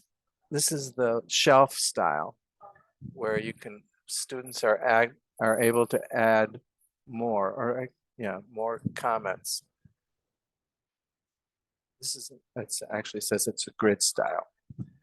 So you can add more comments, you can have them add pictures, whatever you're instructing them to do at the top of the slide. Is Nick a reliable narrator? they're asking you to answer the question. Maybe you're going to allow each student to answer them. If this is in English, this may be you have some specific questions that you're asking the students to answer. How is the lost generation represented in this novel or in this chapter? Do you admire, this is from The Great Gatsby, do you admire Gatsby? Why or why not? And the reasons why.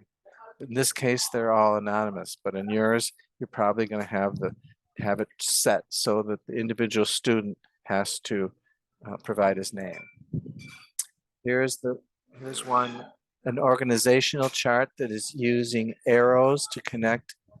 In this case, it's the managing directors of a company or something. But it could be a lot of different things. Anything that you want to show an organizational chart with arrows. It could be used for chemistry, connecting the chemicals that have relationships or that have reactions, something like that.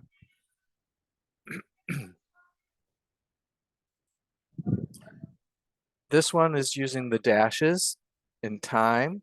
In this case, it's a timeline in the past that maybe you've done some, maybe students are asking them to add from different, from your instructions, you're asking them to add different time periods. Maybe you're asking them to add different dinosaurs that came within this time period. And the three arrows are allowing them to add more information. You can click on those when you open up Padlet and see how they work.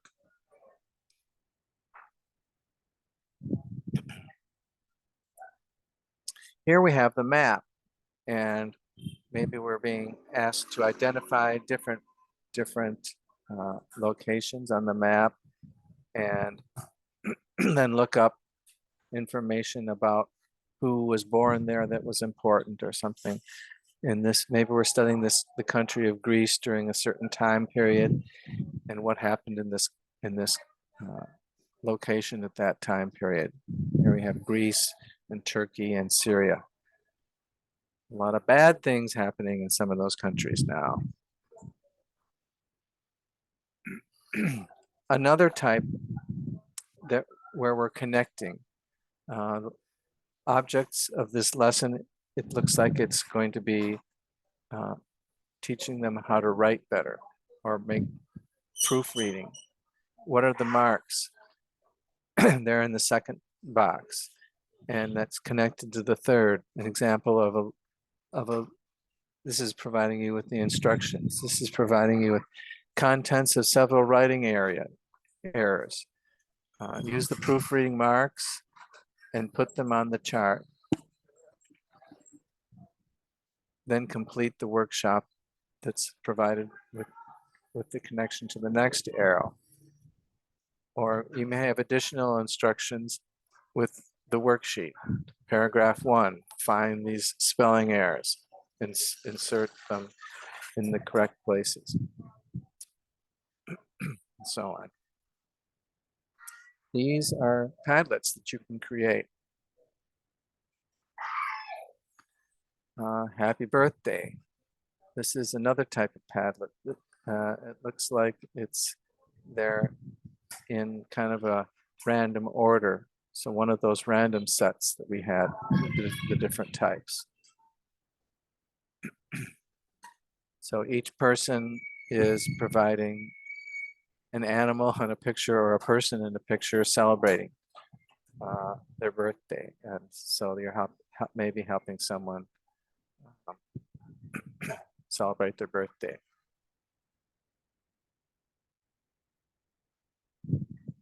Okay, so we've reached the end. So that's some of the samples of some of the different slides. And I think my time's about up, 3 minutes to go. We do have time. You can chat me, or if you know how to send a message, you can do that. Okay, I did have a question. So the first question is Padlet free for subscribers? And again, it's available for Windows and yes, it's available for Windows and Android. And it's free for, I think, 3 or 4 slides that you can create if you want to be using it in the classroom. And I think it's a great tool. And if you're a teacher or administrator and you can get this into your classroom, which you really just need the internet and some sort of subscription, then you can use it. So if there are any more questions, we still have about 2 minutes left. I hope you could understand what I was talking about with this. I hope you can still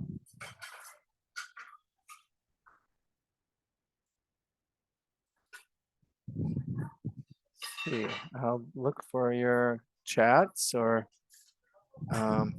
comments. Let's see, I have another one. Please go on padlet.com to find out what the pricing plans are. But again, yeah, I can't recall what the exact pricing plans are. I'm going to be presenting on this in some different places throughout the world in the next few months because I really like it. What is your impression? What do you think of it so far, of what you've seen about Padlet? Please, and you can, I suggest going to YouTube. You can find different people, not a huge amount, but different people that have used it and will give you some examples of slides and really expand your thinking about it. But I think it's reasonable anyway in cost.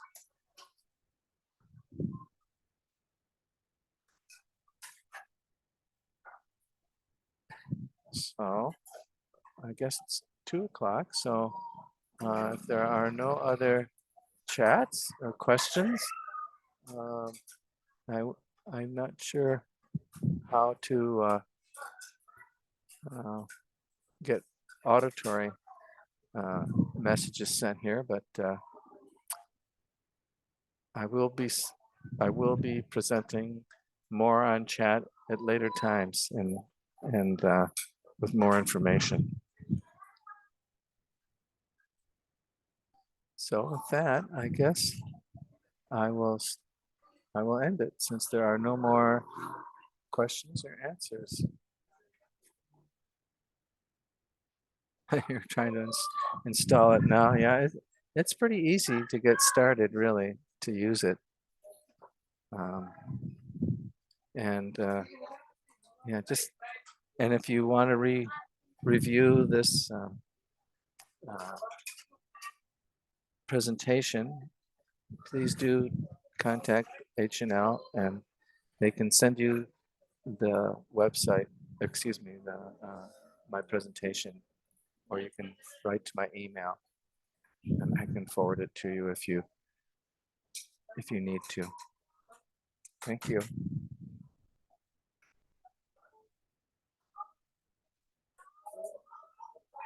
So I'm going to end this. Thanks.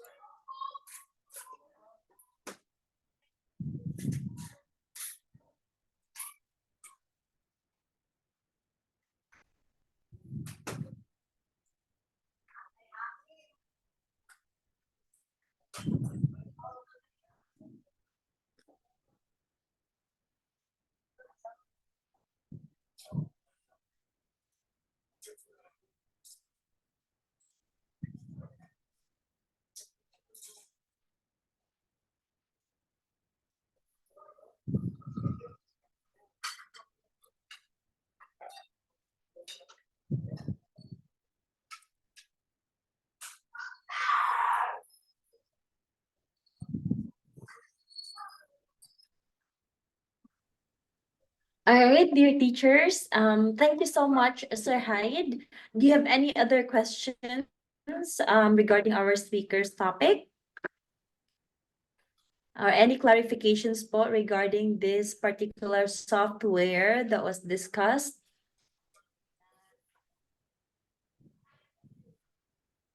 Wala naman po. Everything is clear.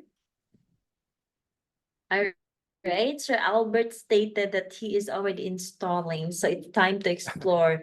Yes, it's definitely nice to venture other resources and apps that will definitely help us with our learning strategy, teaching strategies as well. So, dear teachers, if you do not have any questions, let's go ahead and present this certificate of recognition to Dr. Sir Lawrence Hyde. All right, let me go ahead and flash this on the screen. All right, on behalf of H&L Training Center, we are presenting and awarding the Certificate of Recognition to Sir Lawrence Hyde for his invaluable and outstanding accomplishment as an international and innovative speaker during the conduct of an international webinar for teachers and school administrators with the theme Matatag na Edukasyon, Merging Motivational Leadership and Positive Use of ICT for Better Learning. As per CPD accreditation number 2019-329 held on December 9 to 11, 2023, which is equivalent to 24 hours via Zoom meeting, given this 11th day of December 2023 via Zoom. Thank you so much, Sir Hyde. Thank you. And before we bid goodbye to our speaker, let's go ahead and turn on our cameras once again. So we are going to capture photos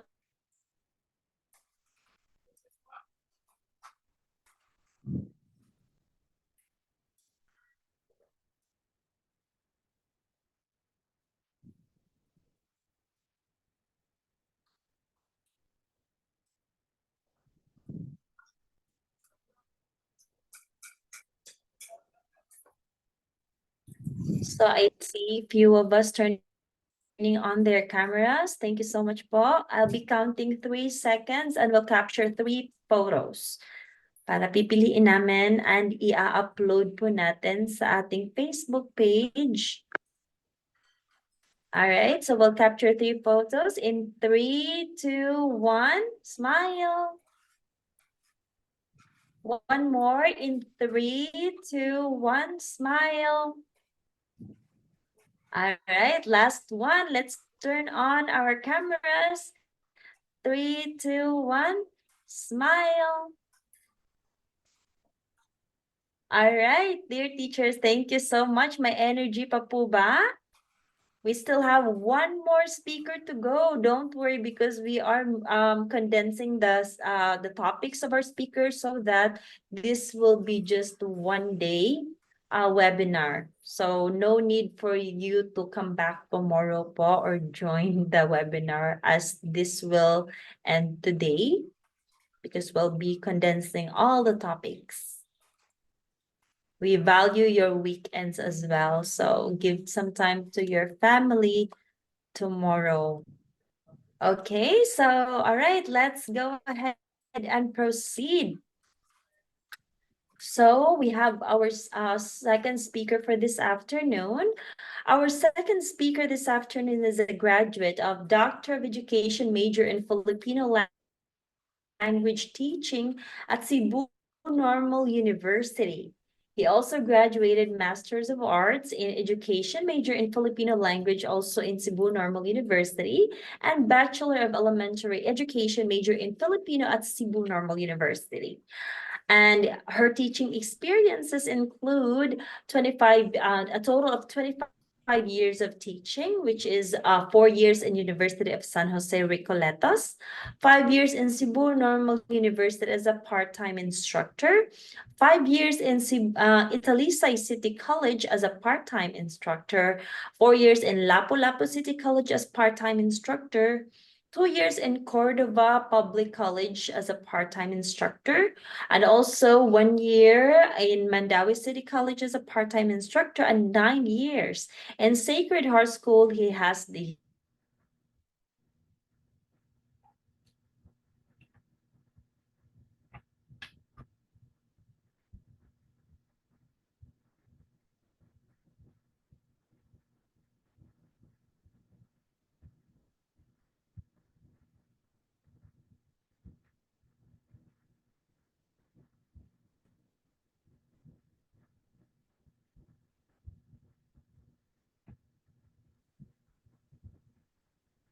All right.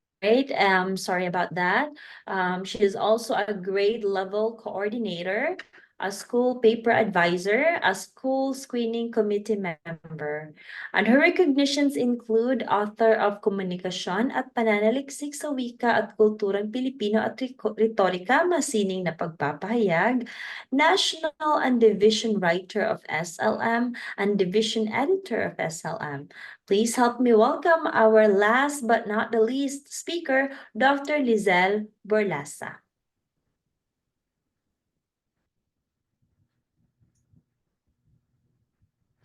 Hello. Good afternoon po. How are you? Hello, ma'am. Good afternoon, ma'am. Yes. So, kamusta? Afternoon, Okay pa? ma'am. Kaya pa? Kaya pa?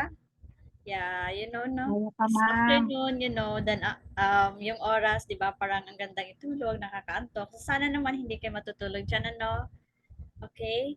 So, Po. yeah. So anyway, for this afternoon, I will start with this saying by Jiddu Krishnamurti. There is no end to education. It is not that you read a book, pass an examination, and finish with education the whole of life. From the moment you are born to the moment you die is a process of learning. Do you agree? Do you agree? Yeah. Diba? In our day-to-day life, sa araw-araw na pakikihamok natin sa buhay, meron tayong natutunan. Di ba? May it be in school, at home, or even to our friends, sa mga taong makasalamuhan natin, right? Yes. So this afternoon, I will be sharing with you about teaching strategies in the 21st century teaching and learning. As you can see, there is a connection from the first speaker that you have, diba, while ago. It's about the how can you, ano yun, teach, diba, parang interactive in teaching, di ba? Parang ganun yung topic niya kanina. Yeah, parang yun ang nakita ko. So maybe this is one of the things that we're going to do also as a teacher to make our teaching interactive, right? Paggamit ng mga iba't ibang strategiya. So, pag walang kuryente, walang internet, so ano ba ang option natin? Dapat may option tayo, di ba? Kasi not all the time that we're going to connect the internet. Not all the time that may mga oras na kung saan walang kuryente. Di ba? So, at least magagamit din natin. So, this afternoon, our objectives are the following. Determine the way in integrating ICT into teaching and learning, model effective applications of content knowledge within and across curriculum teaching area. Makikita natin ito sa PPST 1.11.3. Developed and applied effective teaching strategies to promote critical thinking as well as the other higher order thinking skills, na kung saan makikita din natin yan sa PPST 1.5.3, right? Yes, so if you can see, during the observation, diba, sa DepEd, the one in the CO, yung CO sheets, rating sheets, diba? It's there in the objectives, the HOTS, the higher order thinking skills, and the ICT integration, and content integration within and across the curriculum. So I hope through this strategies, magagamit ninyo ito sa paggamit ng mga layunin yan. Okay. So now, what is strategy? So strategy is a generalized plan for a lesson which includes structure, instructional objectives, and an outline of planned tactics necessary to implement the strategies. And I know, especially for those who are teaching for how many years na, di ba? And I know marami tayong nagamit na mga strategiya. But then with the technology that we have, Hindi na yung tingin mo. alam ko na may mga ano rin, parang nakalimutan din natin yung mga strategiya, yung ibang strategiya na kung saan magagamit din natin. Yung kumbaga pag walang technology, so paano ba yun? O ay okay, may marami pa pala ano. So hindi tayo pabalik-balik lang ng mga strategiya, okay? So but before that, what is the difference between methods and strategy? So methods consist of principles and approaches that are used by teachers in presenting the subject matter. So yun. And then it is a micro approach where whereas the strategy naman, wherein strategy refer to the approaches used by teachers to achieve the goals and the objectives of the lesson. So yun ang gagamitin na. Ano yung mga strategiya na gagamitin para makamit natin yung layunin? So it is a macro approach and its purpose is to create conducive learning environment. So ano-ano ba? May marami pa ba kayong nagagamit na mga strategiya aside from though we are now in the ano no, yung sa ICT, 'di ba? Yung ginamit natin ICT integration. So aside from that, gumagamit pa ba tayo ng ibang strategiya o yun na lang? O paano yung mga lugar na walang internet, walang kuryente? Meron pa ba? May mga lugar pa ba? May mga paaralan pa ba na hindi naabutan ng kuryente? Siguro wala na, no? Pero pag internet, yun, may mahina talaga yung signal, may walang ano, may walang signal. Kahit na nga dito sa amin, oh, medyo mahina din yung signal, 'di ba? Hindi natin maiwasan. Lalong-lalo na pag tag-ulan, 'di ba? O siguro lahat niyan pag umulan. Parang ano talaga, hindi natin maaasahan yung signal. Okay, now, what are the types of methods? There are 4 types of methods. One is teacher-centered methods, 2 learner-centered methods, content-focused methods, and interactive or participative methods. So ano ang kaibahan ng apat? Teacher-centered methods, the teacher is looked upon by the learners as an expert or an authority, 'di ba? So tinitingnan o tinitingala ng mga estudyante yung teacher. So, halimbawa nito is the lecture method. So, it's the teacher who will give the inputs, di ba? Magbibigay o magbabahagi ng knowledge about the topic to the students. So, that's teacher-centered methods. Learner-centered methods naman, the teacher becomes a resource rather than authority. So, like discussion methods, di ba? Ito naman yung lagi na natin ginagamit ngayon, like we teachers, we are only acting as facilitator inside the classroom, right? So yun, facilitator lang tayo. So siguro, halimbawa, di ba sa I-plan natin, sa lesson plan natin, di ba, naglalagay na tayo doon ng analysis, abstraction, ganun. So saan natin ilalagay doon yung discussion? Di ba? Sa abstraction, it doesn't mean it's a discussion, but it's an abstraction, so it's a generalization, kumbaga, kung ano yung pinaka-main, pinaka-pangunahing, ano yan, pangunahing layunin, di ba, competency na dapat matamo, yun ang babanggitin natin. But the discussion comes in during the analysis. If we're going to use that one, the analysis, the abstraction, then the application, di ba? Yun. So, like, magbibigay tayo ng mga tanong, syempre, pinuproseso natin. And then in analysis, the lots and hots comes in, di ba? Lots, the lower order thinking skills, hots, higher order thinking skills. Of course, hindi tayo siguro magsisimula muna tayo sa pagbibigay ng yung ano lang, yung simpleng tanong bago tayo pupunta sa HOTS, di ba? Or as we go along, depende yan kung paano sinagot ng mga estudyante yung tanong mo. So, doon tayo papasok. So, hanggang doon natin matalakay kung ano yung paksa. Diba? So, it's not really na, o tayo, halimbawa pangalan, o class, noun is blah blah blah, etc. Ganon, di ba? So sa halip na sasabihin natin yan, ibibigay natin kung ano ang kahulugan, mas maganda siguro kung magtatanong lang tayo kung ano yung sagot nila, ipoproseso na naman natin, di ba? So yun. But then, syempre, in writing the lesson plan, of course, nandun yung mga may mga tanong no na itatanong natin, but hindi nangangahulugan na kung ano yung mga tanong na naisulat natin doon sa iPlan, yun lang din ang itatanong natin doon. Kasi magdedepende rin yan kung paano nga sinagot ng mga mag-aaral yung tanong mo. Okay? And then, content-focused methods. So both the teachers and the learners have to fit into the content that is taught. So like the program learning approach. So kung ano yung nilalaman, kung ano yung paksa, yun ang pinagtutuunan sa doon. And then interactive or participative methods. These methods are driven by the situational analysis of what is the most appropriate thing for us to learn or do now given the situations of learners and teachers. So they require a participatory understanding of varied domains and factors. So, kumbaga, may mga situations.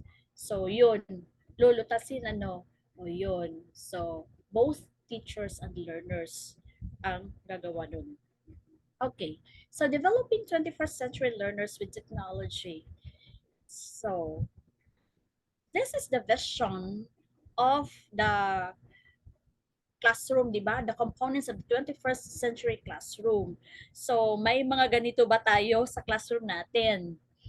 Siguro ang iba meron pero yung iba meron siguro projector and then the laptops ganun. Pero yung sound siguro or kanya-kanya tayong magdadala ng speaker natin or yung sa TV, 'di ba? Yes, noon gamit natin projector. But then since yung na rin high-tech na rin yung television, 'di ba? So doon na tayo mag-connect ng laptop natin sa television. So doon na hindi na tayo nangangailangan ng speaker kasi nandoon na kinuha na natin yung speaker nandoon na sa television connected na siya, 'di ba? And there are also classrooms that has like projector pa rin yung ginamit with a whiteboard, may speakers, meron pa silang sound system with the microphone. Yes, so meron dyan. And then the cell phones for student response system. I know there are schools na kumbaga hindi nila pinadala yung mga estudyante ng cellphones because they have reasons. So yun, siguro with their experiences and then nakakaistorbo, ganon. Kasi yung iba gumagamit na lang ng cellphone kahit na may klase, di ba? Pag nawawala, namomroblema din, ganon. So, depende yan sa teacher kung paano mo yan. Like, pag halimbawa, pag magklase kayo tapos gagamit talaga kayo ng cellphone, lalong-lalo na pag yung lugar ninyo, yung paaralan ninyo, ang lakas ng signal ng internet. So, pwede yan, di ba? So, pwede nating ipagamit, pwede nating padali ng cellphone. But, kailangan sabihin din natin sa kanila na they have to watch their valuable things. So, hindi nila ilagay kahit saan. And then, dapat hindi rin nila gagamitin during class hours. Only kung sa loob ng klase, halimbawa sa ICT nila na class, for senior high school, CSS, computer class, so pwede. For junior din, computer class nila, pwede rin yung gamitin, di ba? But the rest, kailangan nilang itago iyon kung hindi talaga gagamitin. So yan ang ideal or the components of the 21st century classroom. And I know most of the classrooms now, even in DepEd, private schools and DepEd, 'di ba? May mga ganyan na. O may whiteboard, 'di ba? May whiteboard. So, yung iba hinati yan, yung like yung isang buong pisara hinati yan, may green board, may blackboard para pag walang pag may gagamit ng green board meron. Pag meron din gagamit ng whiteboard, meron din. Ayun. So, yun. And then 21st classroom is highly augmented with technology that allows kids to be one-on-one. It's like to have a play time rather than to have people sitting around with a teacher in front, di ba? Magagamit din natin yan, lalong-lalo na pag pero pagpapasok kayo ng like Mentimeter, di ba? At iba pang mga apps doon or ano yan, pagpapasok tayo doon, yes, pwede, pero kailangan talaga yung signal o paano yung mga walang load, yung internet talaga, no? So, yun. Mas maganda dahil ano talaga, nagkakaroon ng interaction. Yeah. Last, parang 2 weeks ago, yeah, 2 weeks ago, I attended a training about the Minecraft world. So, di ba yun ang hilig ng mga estudyante natin, maglalaro ng Minecraft, right? But then, it's not really a Minecraft na isang laro lang. Yes, it's a Minecraft education wherein they have to download, but then it needs manggod DepEd account because it's free. Pag wala kang DepEd account, dapat magbayad pa para makapag-download sa apps na yon. And it's really fun, though pag tayo like me, hindi nasanay na maglaro ng Minecraft, ganun. So nahihirapan talaga kasi pag gagawa ka ng world mo diyan, tapos masisira, tapos uy, paano na ito gagawin? Parang ganyan ba? So, pero masaya, yes, nakapag-interact, maganda talaga, nagagamit 'yun. Parang na-integrate natin 'yun sa klase natin, especially pag kasi pag gagawin natin sila ng assignment or during application or even quizzes or test like that. Pero it takes time, yun. Yes, it needs more time to prepare, and then kailangan din ng timing sa mga estudyante. So pag yan ang gagamitin natin during discussion, yeah, pwede, may nagpapakita doon. Siguro sa math yun or sa science ba yun, pwede talaga, yun ang ginamit nila for discussion, yung Minecraft world. Yes, maganda. Pero, pero sa iba na like languages, sa English at Filipino, parang mahirap. So, pwede siyang ilagay na lang doon sa like assignment or application, but yeah, kailangan bigyan ng sapat na oras kasi gagawa sila ng sarili nilang world. So yun, di ba? It's not purely na game lang na naglalaro sila ng Minecraft na wala silang matutunan, but then nagagamit din yan sa education yung Minecraft. Yeah, pag nakasali kayo niyan sa training about Minecraft world, maganda. Yun, ma-integrate ninyo yun sa klase. Now, so these are the 21st century skills, diba? We have to develop the critical thinking, creativity, communication, collaboration, diba? The 4 C's of our students para maihanda sila sa college, diba? College and career readiness, maihanda sila doon. So pagdating nila sa college, alam na nila yan. So nahahasa na sila. Collaboration, so pakikipagtulungan, communication, pakikipag-usap, creativity, pagkamalikhain, critical thinking, di ba? Yun. Yan ang mga skills or kasanayan na dapat nating linangin at hasain sa mga estudyante natin. So, remember that the K-12 graduate, yan ang exit nila sa K-12 graduate. With all these skills, Holistic Develop Filipino with 21st century skills that one, the information, media, and technology skills, learning and innovation skills, effective communication skills, life and career skills. So their exits could be they will proceed to a higher education, enroll in college, or middle level skills development, entrepreneurship, or employment, diba? So magkakaroon sila ng sarili nilang negosyo o kaya magtatrabaho na lang because after studying in senior high, pwede naman sila makapagtrabaho, matatanggap na sila, diba? O kaya papasok sila like TESDA, diba? Yung mga vocational schools. So yun ang exit natin sa K-12. So in critical thinking and problem solving, teacher poses a problem and asks students to solve it or research for answers.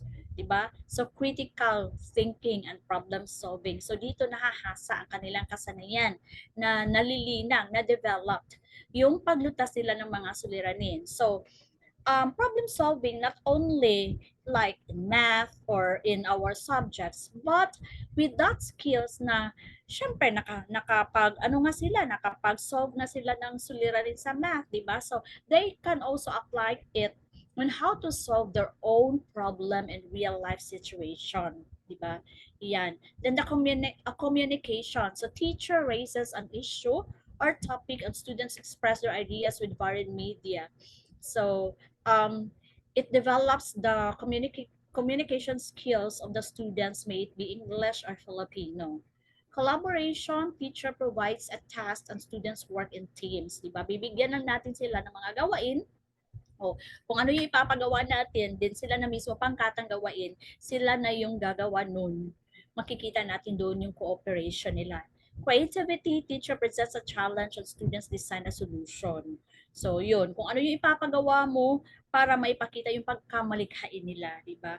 Mas maganda na ipapakita talaga yung kanilang mga talento, yung kanilang creativity, and presenting their outputs. Okay, yun. So, why integrate? Remember that technologies do not bring about revolution, but people do, di ba? This is according to Dennis Murray.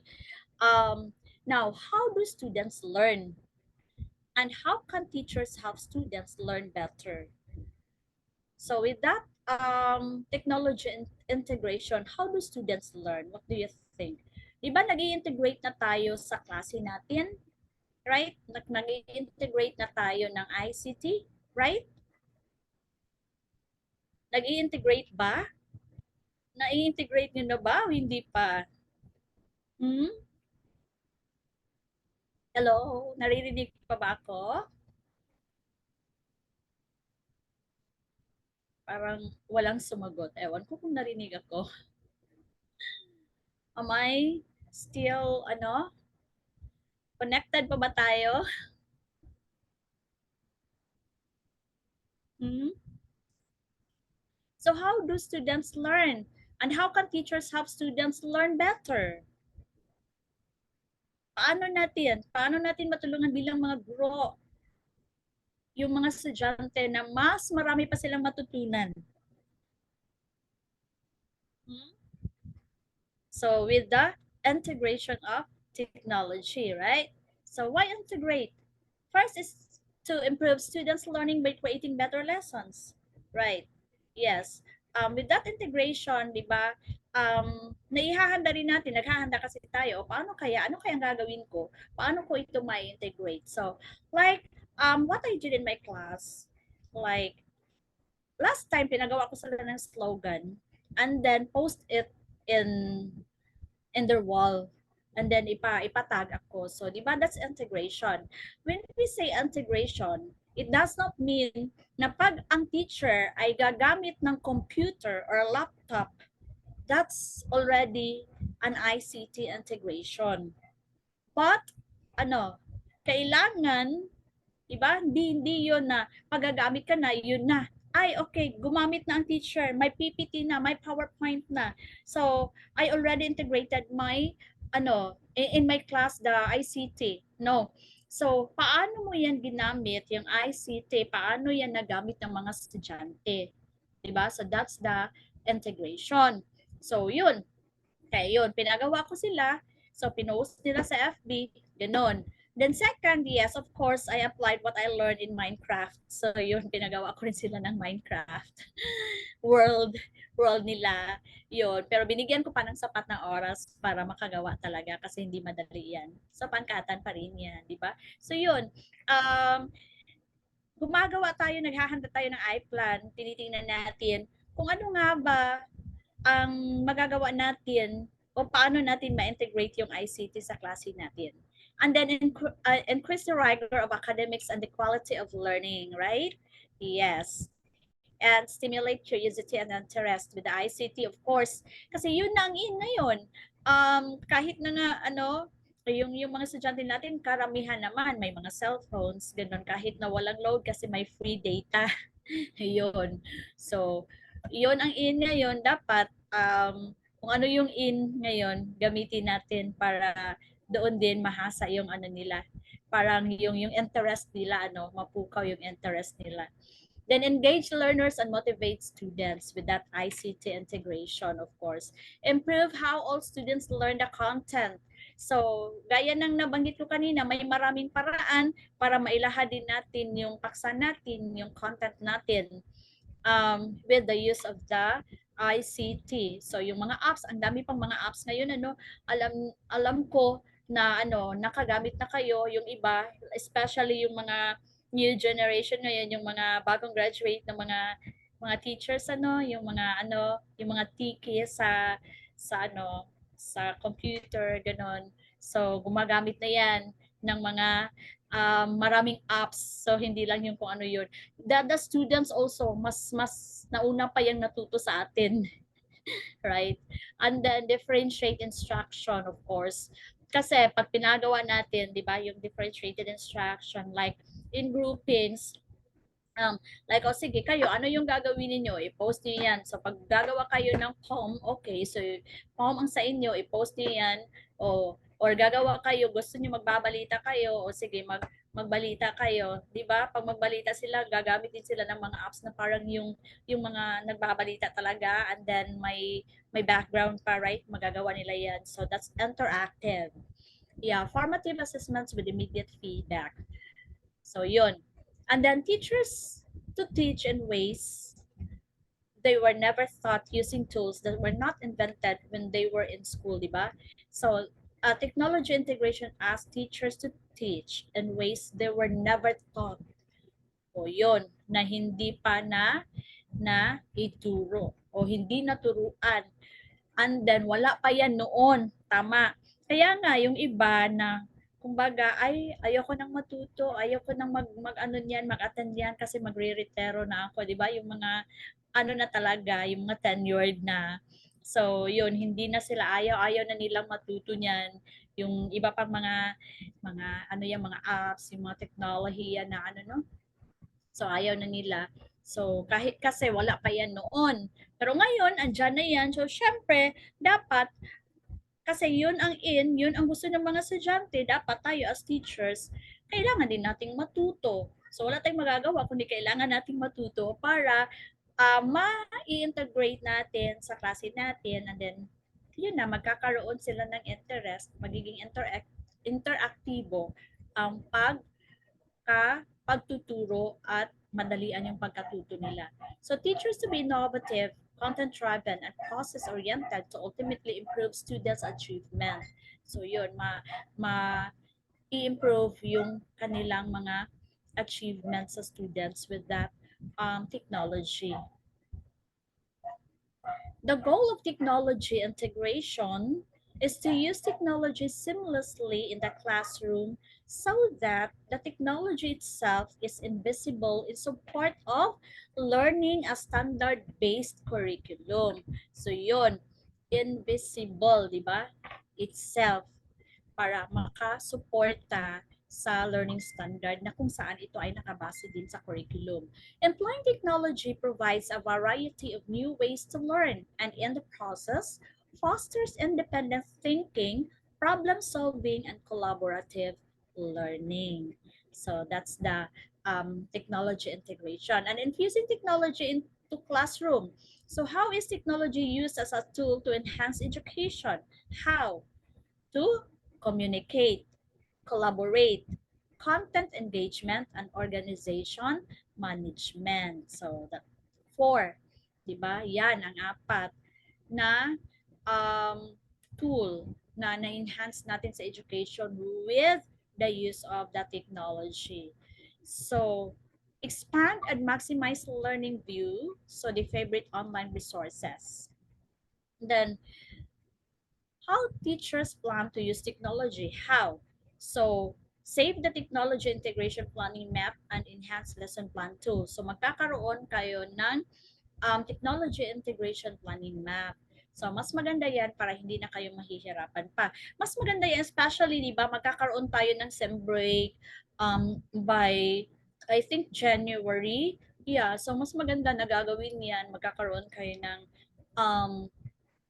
integration planning map sa technology. So brainstorm a lesson objective you teach.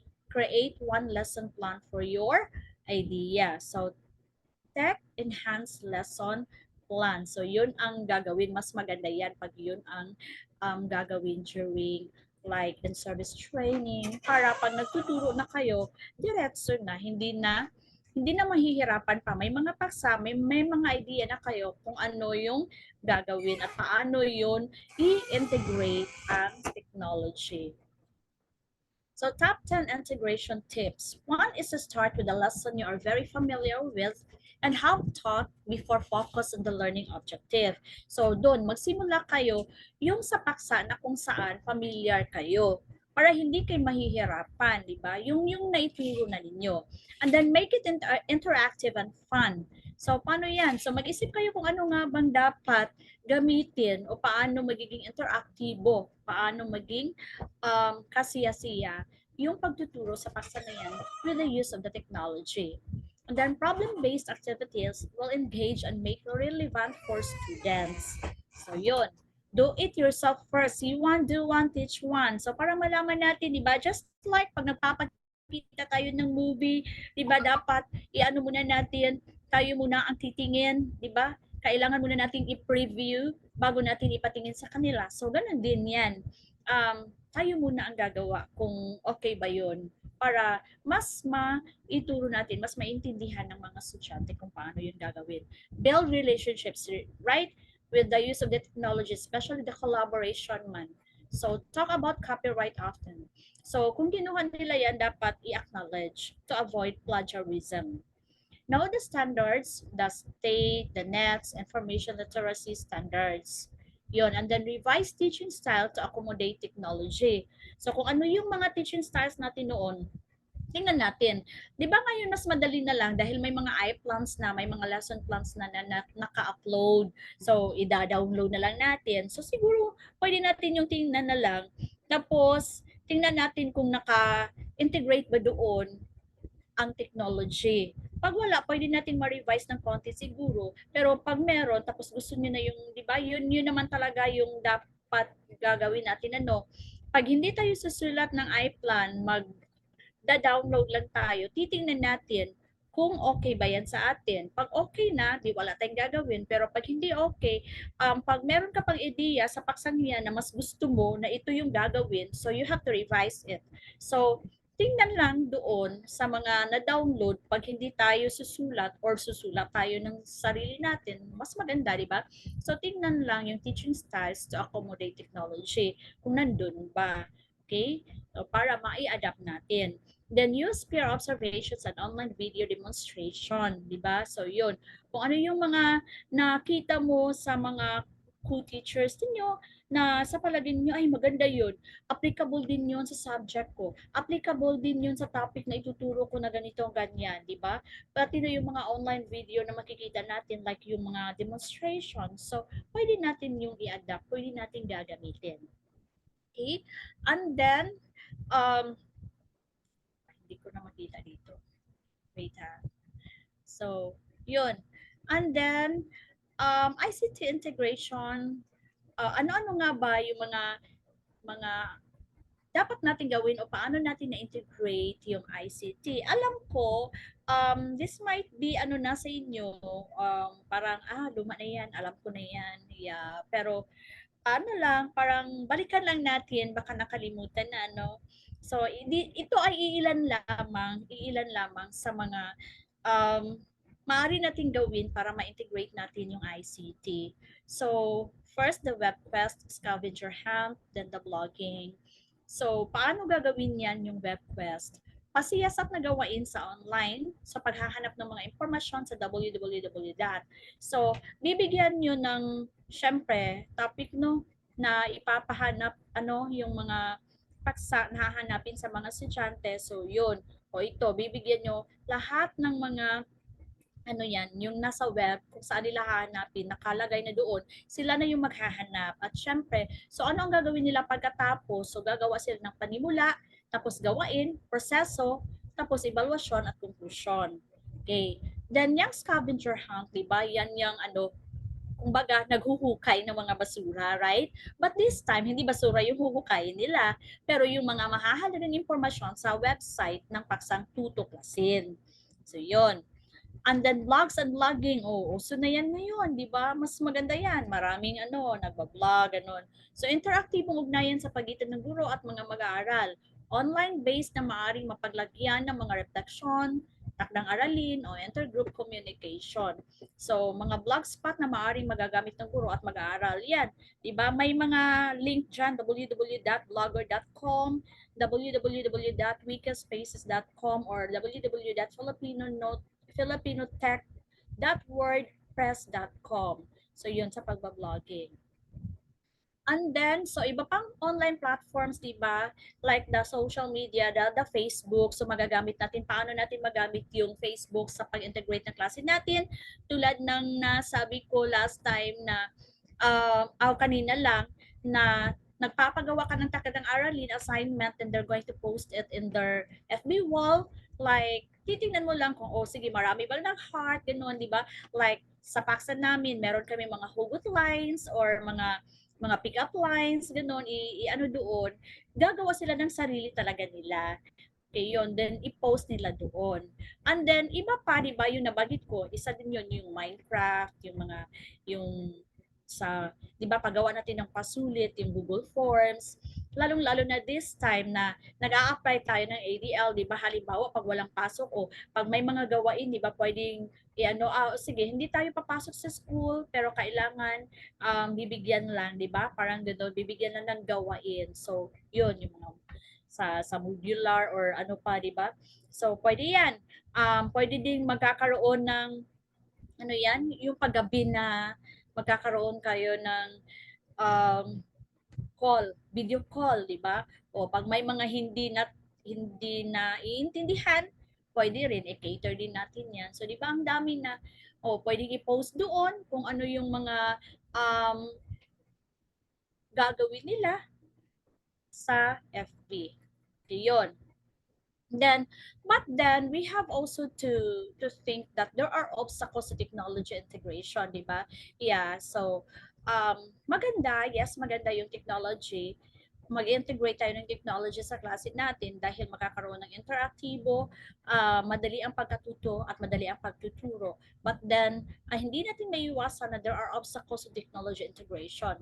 One is no access to computers or equipment. So, hindi natin maiiwasan na yung iba, lalong-lalo na yung mga mag-aaral natin, wala talagang access sa computer, walang equipment.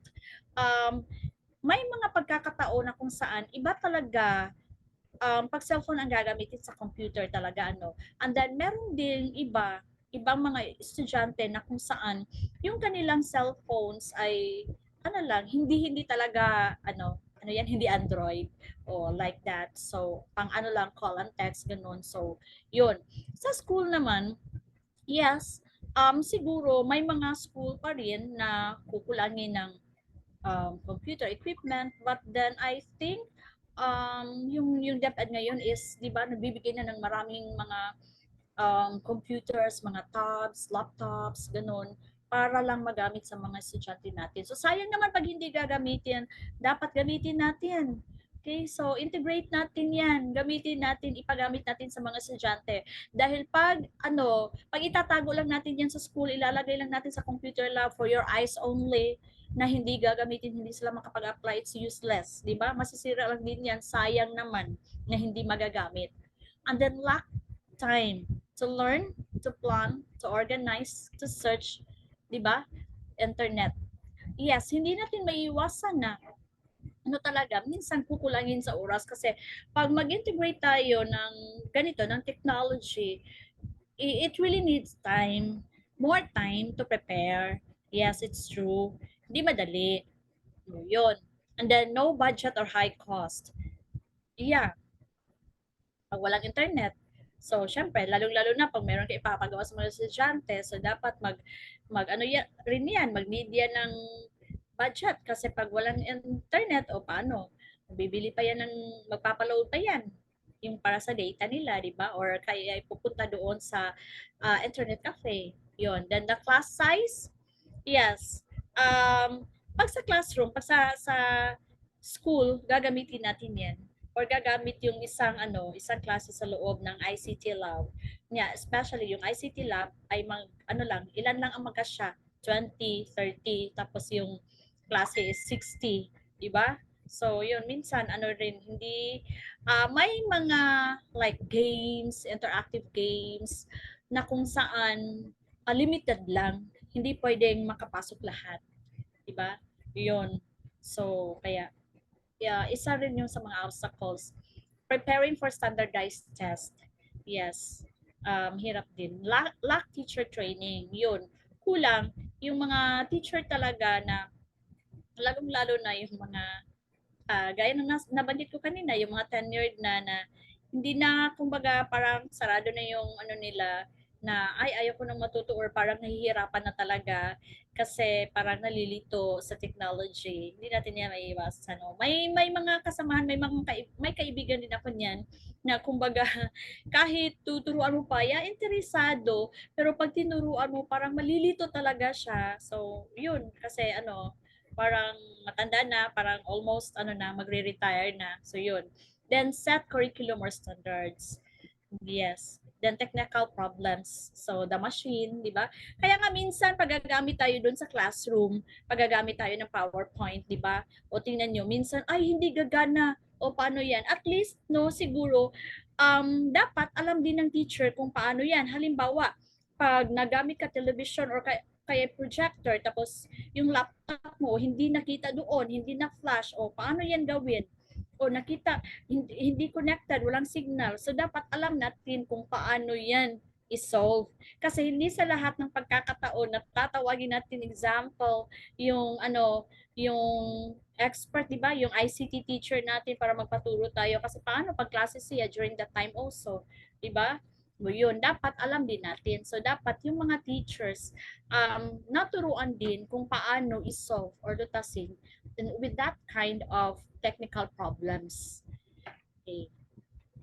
And then network down. So yun, pag walang network, o like pag may bagyo, diba, or after the bagyo or after the typhoon, so yun, walang network, just like what happened to Bagyong Odette, right? So after that, how many months walang network? So yun, mahirap. So dapat yan ang isa sa mga obstacles sa technology. Okay? Then, power outage. So, walang kuryente, o ano ang gagawin? So, mahihirapan tayo kasi nakaset na doon. Ito yung dapat gawin, pero walang kuryente. Paano namin yan magagawa? O paano yung mga naka-schedule na nagawain gamit yung teknolohiya, tapos walang kuryente, walang network. So, paano yan, di ba? So, yan ang isa talaga, yan ang ilan sa mga obstacles ng paggamit ng teknolohiya sa loob ng klase. Iyon. So, syempre, 'di ba? Sabi nga, pag walang teknolohiya, walang kuryente, walang network. So, ano ang gagawin? Syempre, dito na pumasok ang iba pang strategiya, 'di ba? Dapat may plan B tayo. Pag may plan A, may plan B din tayo para sa ganun ay magpapatuloy pa rin ang pagtuturo natin. Walang teknolohiya. Okay, ito na lang. So, example, sa FB. Walang teknolohiya, walang kuryente. Walang network, walang kuryente. So, ano ang gagawin? Pwede rin, sige, gumawa kayo ng yung profile ninyo sa FB, gagawa na lang sila, tapos i-design na lang nila na FB yun, na profile, tapos lagyan lang nila ng FB, parang gano'n, di ba? So, yun. So, dito pumapasok yung iba pang strategiya na kung saan magagamit natin sa pagtuturo natin, may kuryente man o wala, may network man o wala. Okay? Sige. So, paano yan? Sabi nga, di ba, sasalawin ka ng mga Chino, kailangan natin isali ang mga mag-aaral para sa kanilang madali ang pagkatuto at pag-unawa sa pagsang-pag-aralan. So tell me and I forget, show me and I remember, but involve me and I understand. So yun, pag magsasabi lang tayo lang lagi ang magsasabi, magtuturo sa kanila. Pagkatapos niyan, paglabas ng school, pag uwi nila, wala. Diba? Walang mangyayari. So pag nakikinig lang sila, tayo yung nagsasalita o walang nangyayari. So, teacher-centered. Di ba? So, yun. Paglabas, wala lang. O anong ginawa niyo doon sa subject niyo, sa science niyo? Wala. Ewan ko. Ano yun? Nakalimutan ko. O parang ganun lang, di ba? Pero, pag meron tayong ipinakita, syempre na, with the use of the technology, like gumamit tayo ng mga PowerPoint, okay, pag walang kuryente, walang ilaw, so yun, yung mga visual aid, babalik tayo sa visual aid. O sino ngayon dito ang gumagamit pa ng visual aid? Meron pa ba? O sumusulat o sinusulat talaga. Naalala ko noon, may kasamahan ako na kung saan napakasipag yung sinulat niya yung yung poem yata yun. Yeah. It's a poem. Sinulat niya sa Manila paper para yun ang gagawin niyang visual aid doon sa klase niya. Alam niyo kung paano niya sinulat? Bawat letra iba-iba ang kulay. Oh, I cannot imagine kung ilang oras niya yung natapos. Kasi tula, hindi masyadong mahaba because it's a poem, but it's four stanzas, I think, or five. Tapos, ang sa akin lang is, isang letra, isang kulay, yung pagkasulat niya, di ba? So, yun, parang, ewan ko, ang sipag talaga. So, yun, pag may nagpapakita tayo, pag walang kuryente, o walang hindi natin magagamit yung laptop natin, yung television natin. So, siguro babalik tayo doon sa natin, like sa chart, o sa mga pictures na ipapakita natin. So, yun, pag meron tayong ipinakita, maalala nila yun. Pero iba talaga pag pinasali natin, di ba? Sila mismo ang gagawa, sila mismo ang makatuklas kung ano ang paksang pinag-usapan. So maiintindihan nila yan. Paglabas nila yan, di ba, masisyahan sila, naaaliw. Paglabas, uy, alam nyo, naaaliw talaga ako ganito. Ito yung ginawa namin, di ba? Nagbabahagi pa yan pagdating doon sa bahay. Ibinahagi pa yan. Ito yung naalala namin. See? Di ba, hindi nila makalimutan.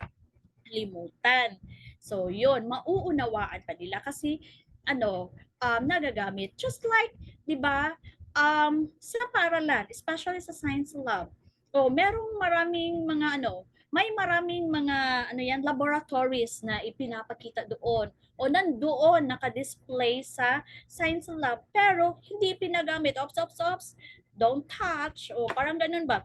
For your eyes only lang. Paano yan? O paano matututo yung mga bata?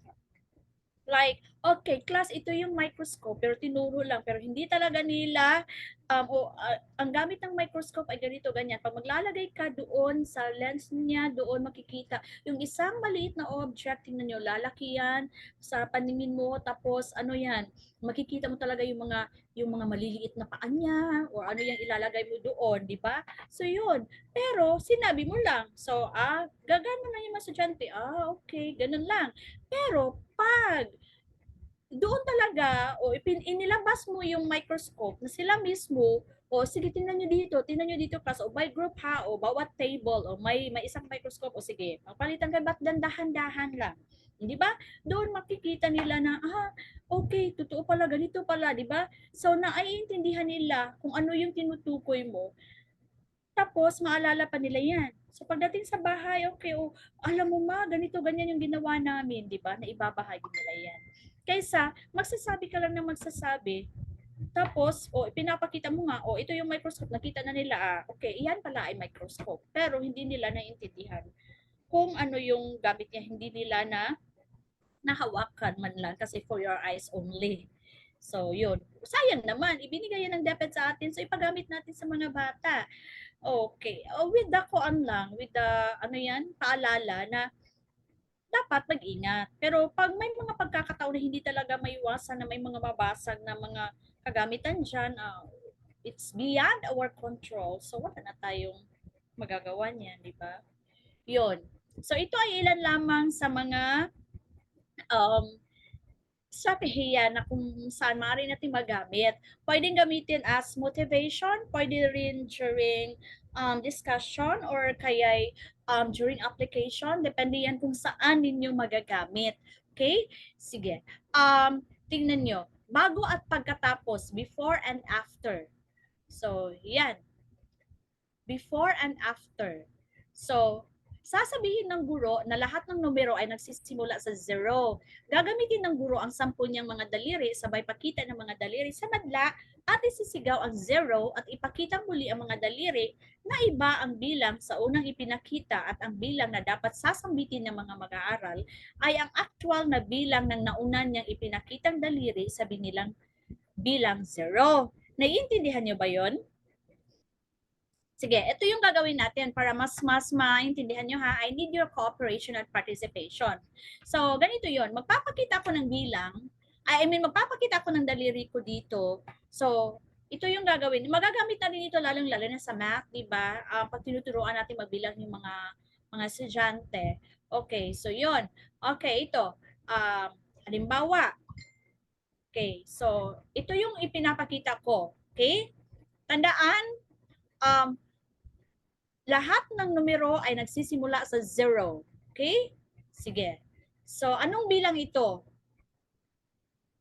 Anong bilang ito? Oh, nandyan pa ba kayo? Yes, I need your participation, please. Anong bilang ito?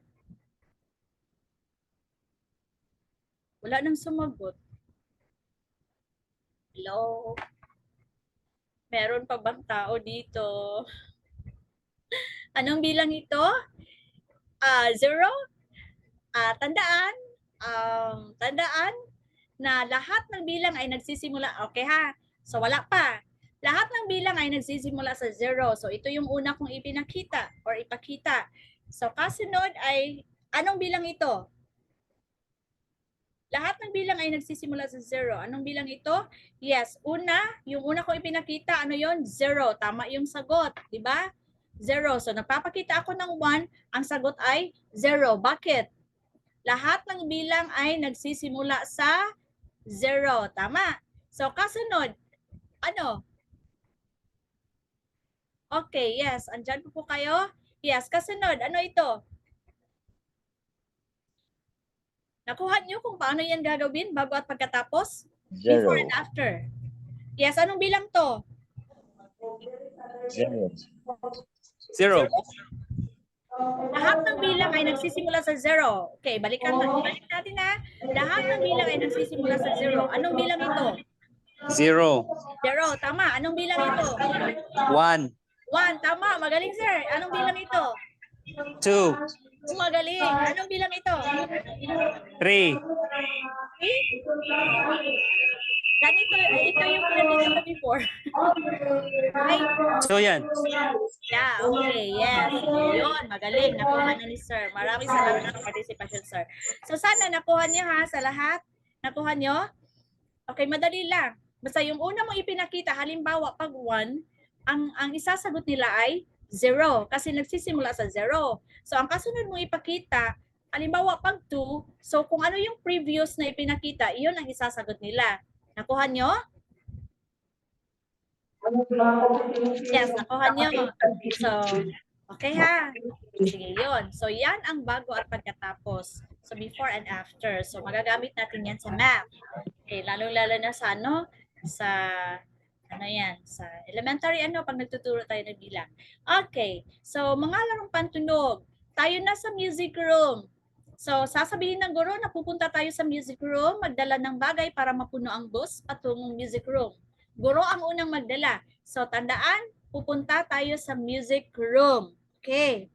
Yes. So, magdadala ako ng mikropono. Okay. So, ano ang dadalhin niyo para makapasok kayo sa music room? Magdala ng bagay para makapasok kayo sa music room. So, ano ang dadalhin ninyo? Gitara. Gitara? Hindi. Nota, ma'am, nota. Nota? Hindi rin. Ano? Notebook. Ano pa? Sige, ano lang kayo ng mga bagay. Para malaman nyo, piano? Hindi. Hindi kayo pwedeng pumasok niyan.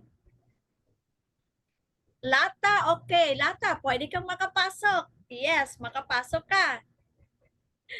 Yes, sino yung sumagot ng lata? Pwede makapasok. Yes. Sino pa? Cymbals. Makapasok? Ano yon? Cymbals. Cymbals. Cymbals? Hindi pwede. Timba, yes, correct, Ma'am Maricel. Timba, pwede kang makapasok. Yeah, makapasok si Ma'am Maricel sa sa music room. O sino pang gustong papasok sa music room? O baka mag-absent yung iba. Sarah. O yung timba, yung lata, pwede kayong makapasok. Palanggana? Hindi. Kakilyo po. Spoon and fork? Kutsara? Hindi. Bote. Ano kaya? Bote. Bote? Hindi. Magdadala ako ng microphone, no? Then si Mama Maricel magdadala siya ng ano yun kanina, timba. Tapos meron pang isa magdadala ng lata. Pwede? Sarsa? Hindi. Ano pa? Wala na? Hirit na? Hirit na ba? Oh, hindi. Ano? Ano ang clue? Ano ang clue, Mama Maricel? Paano ka nakapasok sa music room? Kawayan? Maracas? No? Hindi. Ano? So, ano ang clue?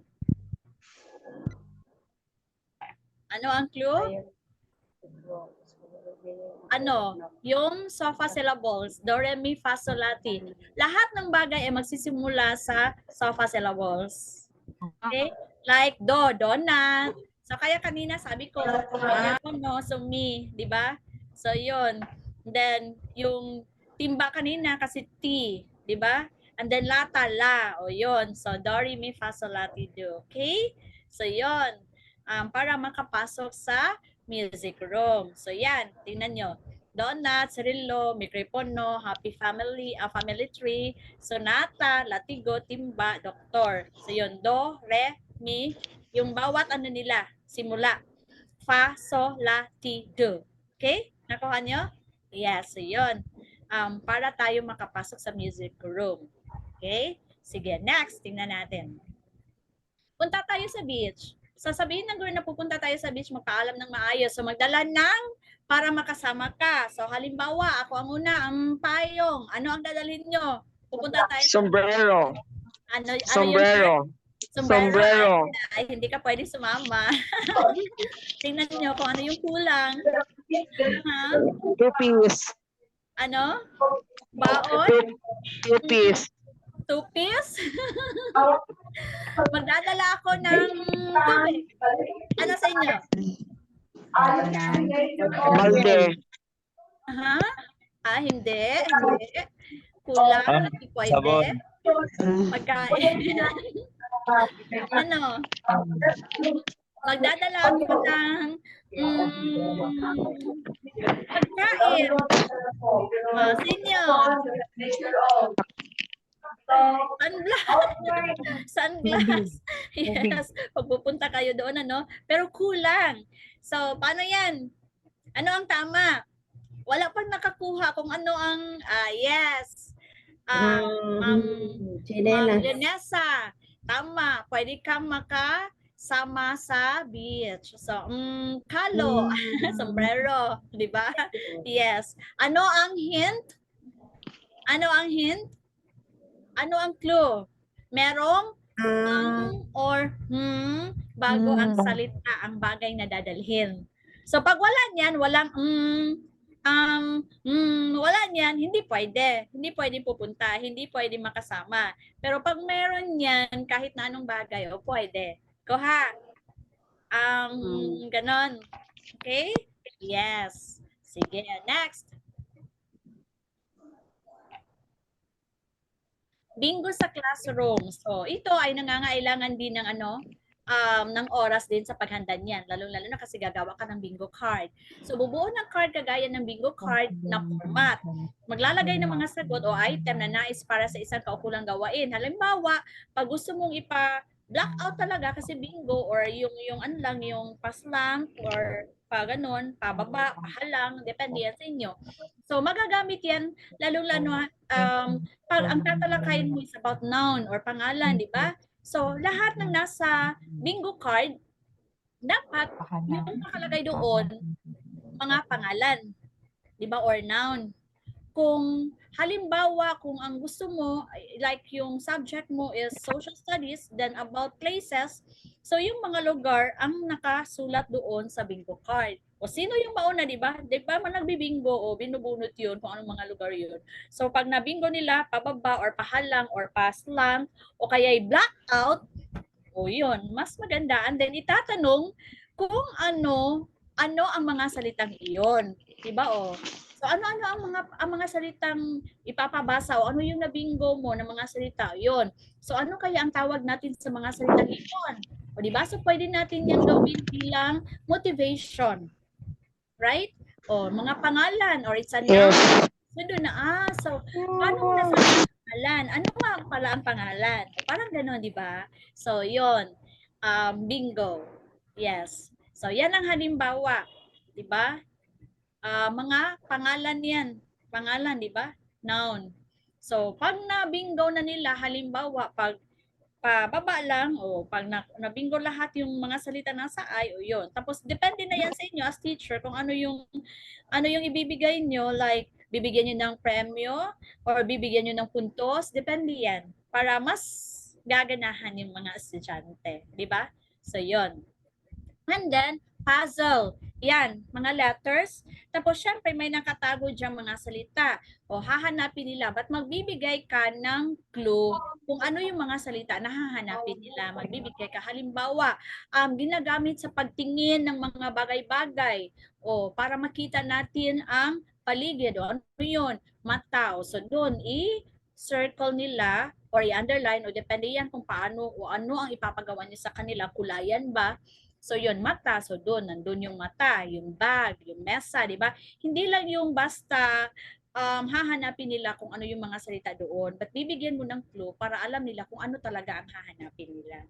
So siguro with that, sa puzzle, isang, lang, like yan lahat yung puzzle, yan lang, i-produce mo lang yan ng marami kung ilan sila, di ba? Kung gagawin mong pangkatan, di pangkatan, pag individual, o yun lahat ay bibigyan ng ganyan.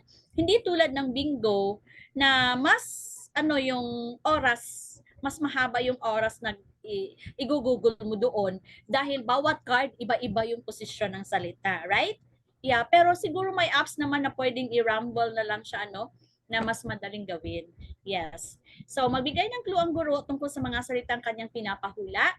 So, gamit ang Crayola, guhitan ng mga bata ang salitang pinapahula ng guro. At kapag ito ay kanilang naguhitan, maaari nilang itaas ang isang bandila o isigaw ang isang salita.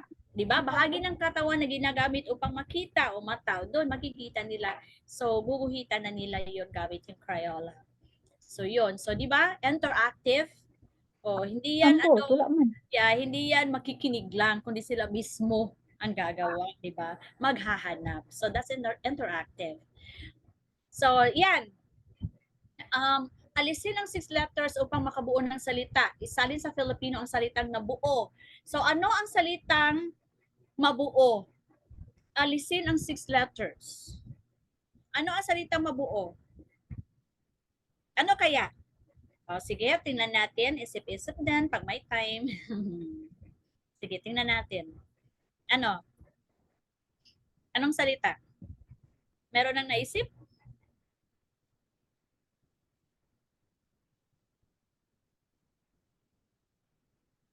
Nag-iisip pa? O, pag alisin ang 6 letters. Banana, saging. Letra ang aalisin. Yes, ma'am. Sino yun? Sino yung nakasagot? Ma'am, sino yun? Banana, saging, ma'am. Yes. So, ang natira ay na. Bakit? Ay nalis yung bananas, di ba? 6 letters. Opo. 6 letters. So, ang natira is banana. So, bananas, mga saging. Right? So, yun. O, di ba? Nahahasa din yung kanilang critical thinking. So, yun. Kasi, ano yung 6 letters? Iisipin nila, ano kaya yung 6 na letra ang aalisin dyan? But then, it's really literal na yung salita talaga na salitang 6 letters. O ha? Yung S-I-X L-E-T-T-E-R-S ang aalisin. Kaya ang natira is bananas. So, isalin sa Filipino, mga saging. Correct? Yes, nakuha.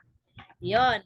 And then, what is citizenship? Diba, magagamit natin ito sa pagtatalakay philosophy o kaya social studies, aralin panlipunan, right?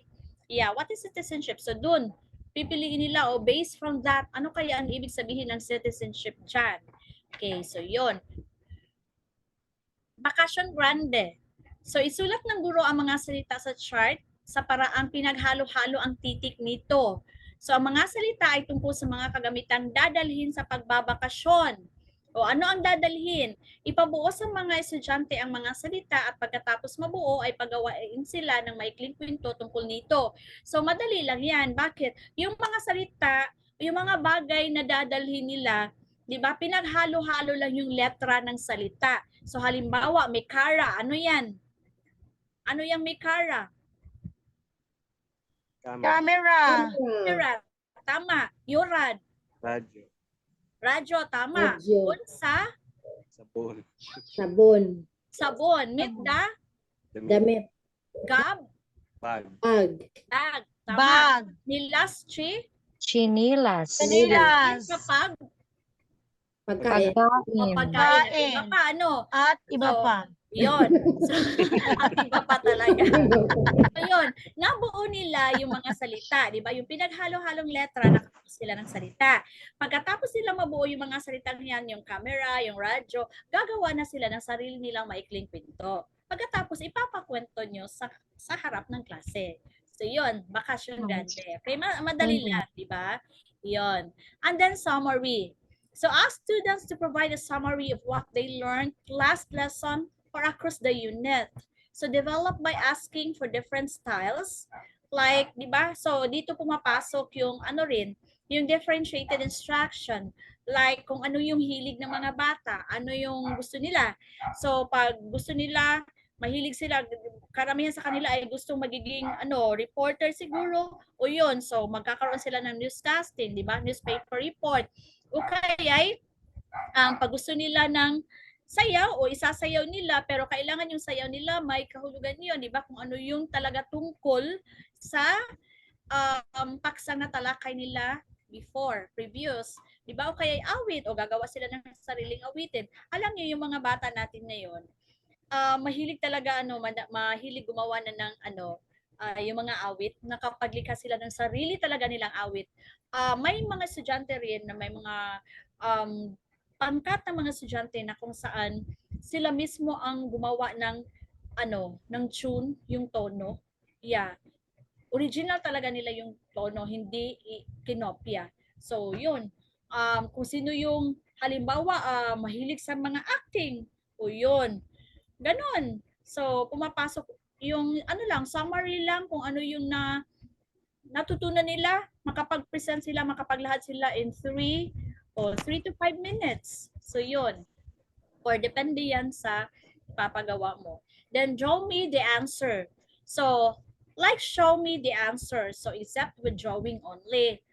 Like, yung sasabihin mo, show me what democracy looks like. So, iguguhit nila kung ano ang ibig sabihin ng democracy. Sa halip na sasabihin nila ng salita na ang democracy ay ganito, ganyan, democracy is, so they have to draw their answer.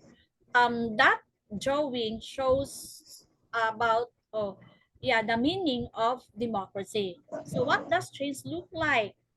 So, yun, i-draw nila ang sagot sa halip na sasabihin nila babanggitin nila yung salita. Describe and draw. So just like drawing pa rin maganda dito sa mga mahilig talaga gumuhit. So nahahasa ang kanilang kakayahan sa pagguhit. Yun, partner, diba, dalawa sila o magkatalikod. So yung isa magbibigay ng description. O ibibigay niya kung ano yung ipapagawa niya, ipapaguhit ng kapareha niya. The other one, kung ano yung sinabi ng kanyang kapareha ng isa, iguguhit niya. So partners sit back to back. One has an image, the other a pencil. So yung isa may hinawakan na larawan. Yung isa naman, yung papel at yung lapis para iguhit niya kung ano yung sinabi ng isa, yung kapartner niya. So the student describes the image to their partner who must try and draw it as accurately as possible. Halimbawa, pag ano yung larawang na hinawakan niya. So halimbawa, yung mangga, 'di ba? Larawan ng mangga. So ilalarawan niya kung ano ito. Ito ay isang prutas, ganito, ganyan, 'di ba? Maglalarawan siya. So i-imagine niya ng kapareha, ano yung inilarawan niya? Prutas, o may hugis puso, parang gano'n. Tapos matamis, may ganito, ganyan. O, di ba? Makukuha niya yan, iguguhit niya. Tapos ipapakita kung tama ba yung ginuhit niya sa inilarawan ng isa. So dapat yung paglalarawan din, dapat paalalahanan natin yung estudyante na ayusin yung paglalarawan para makuha din ng kapareha kung ano ang ibig sabihin nun. Dahil pag hindi malinaw ang paglalarawan nila sa larawang hinawakan nila, maaaring magkaroon din ng misinterpretation, diba? Misinterpretation, misinterpret sa kapareha sa guguhit, kung ano yung iguguhit nila. Ayun. So, dito rin nalilinang yung kasanayan sa pag-unawa at pagsunod sa panuto. And then, mga sitwasyon o problema magagamit ng brainstorming. So, ito, paghasa din sa kanilang kakayahan sa pag-iisip, kasanayan sa pag-iisip, o pagbibigay ng paglutas ng suliranin. O sino ang pipiliin? Magugunaw na ang mundo, nakagawa ng isang spaceship na makapagdala ng 10 tao sa ibang solar system na may planeta maaaring mabuhay ang tao. Mamamatay ang lahat ng iba pang tao maiwan sa daigdig. Okay? So yun, di ba?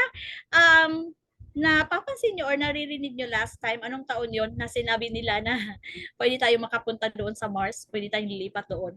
O, pupunta kayo doon pero ano yung bayad? Magkano yun? 100K ba yun? Ano yun?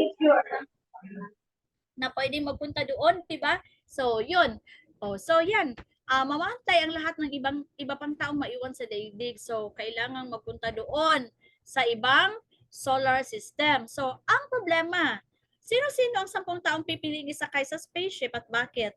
So, di ba? Pipili sila ng mga tao. Sino? Sino ang pipiliin nyo? Mga anak. Ilang anak?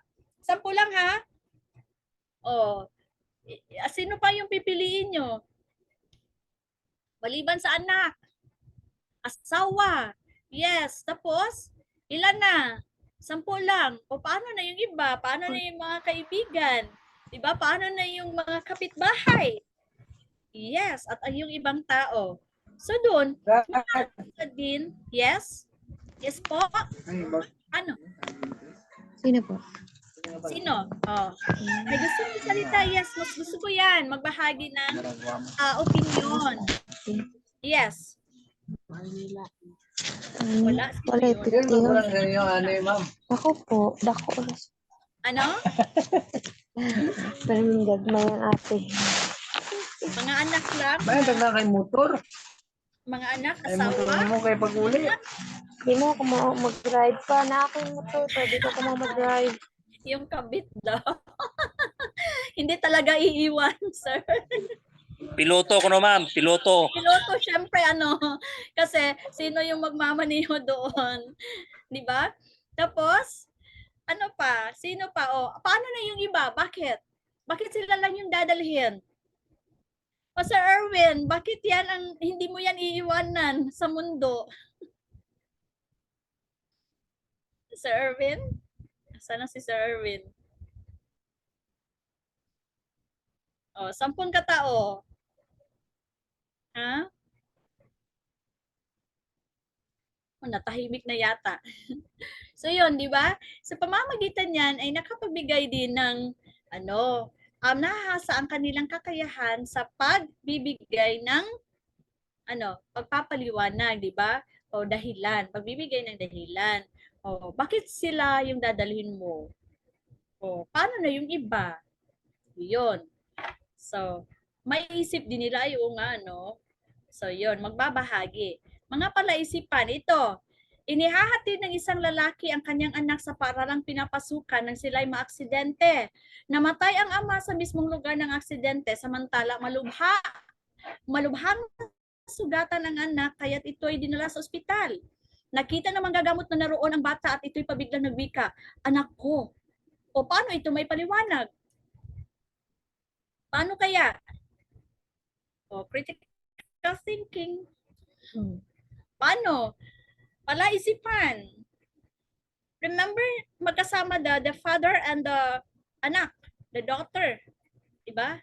Dinala doon na aksidente, tapos yung father died on the spot. Tapos yung bata, dinala doon sa ospital. Pero pagdating sa ospital, sinabi ng manggagamot, "Anak ko." Paano yan may paliwanag? Paano kaya? May idea? Diba? So, ganun din yung mga estudyante natin. Mag-iisip yan.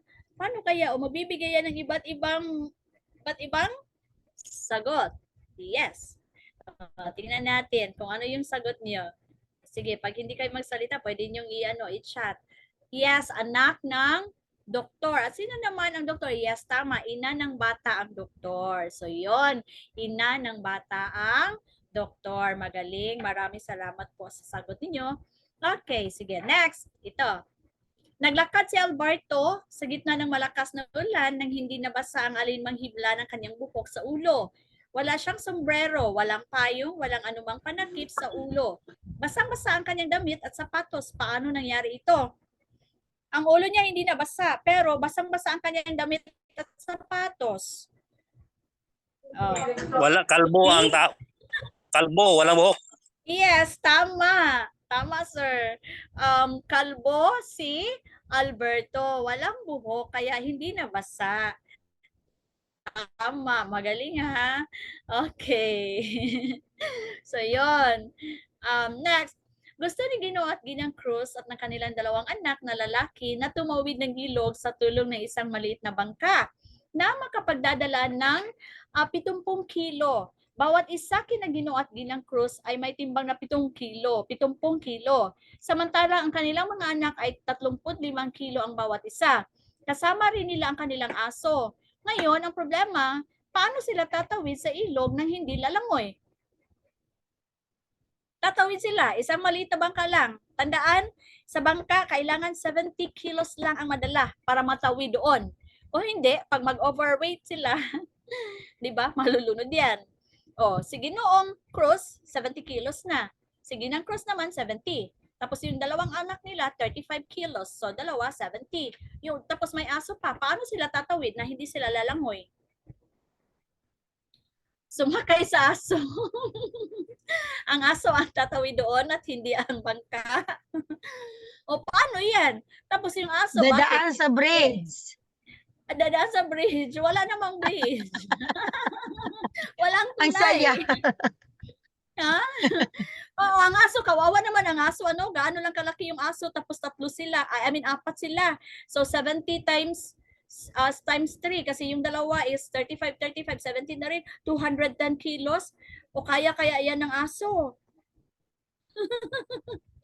Tapos may bangka. Paano yan? Maglalakad kayo sa Maglalakad kayo doon sa ilog? Paano pag malalim yung tubig? Tatawid lang baka hanggang bewang. Kaya nga may bangka kasi malalim. Paano yan? Sige, SF, palaisipan. Paano? Hirit na? Salitan sa pagsakay. Yes, salitan. Sino ang mauna, ma'am? Ma'am Riza, tama yan. Sino ang mauna? Mag-diet muna. Sige, sabihin natin, mag-diet muna kayo. Wag muna kayong tumawid. Mag-diet muna kayo ng ilang araw para gagaan kayo. Ilang araw kaya para maging 70 sila lahat? Walang sasakay? Walang sasakay ba? O paano yan? Paano sila makatawid pag walang sasakay sa bangka? Diba? Yes, dalawang bata. O sige. Dalawang bata ang mauna. Tapos, so pagdating doon sa kabila, manaog yung isa. Diba? Tapos, yung isa, babalik. Tama. Saan babalik? Tapos, pagbalik doon sa parents nila, kasi yung isang bata nandun na, nakatawid na, so isa lang ang bumalik. Pagdating doon, pagbalik niya, ano ang mangyari? Ano ang mangyari? So, bumalik na siya doon. Nandun na yung parents niya. So, sino ang kasunod na sasakay? Yeah, one at a time. Sino ang kasunod na sasakay? Nandoon na yung isang anak, nakatawid na, naiwan na doon. Bumalik yung isa para sa kanyang mga magulang. So pagbalik niya doon, sino na naman? Ha? Ang aso. Ang aso lang mag-isa ang babalik? Pwede ang aso pero kasama yung anak, di ba? O, sila yung dalawa. O, ang tatay naman, o sige, tatay muna. Sige, tatay ang sasakay. Tapos, pagdating niya doon, ano ang mangyari? Babalik yung isang anak, di ba? Sige. So, babalik yung isang anak, maiwan yung tatay. So, nandun na sa kabila. Pagdating sa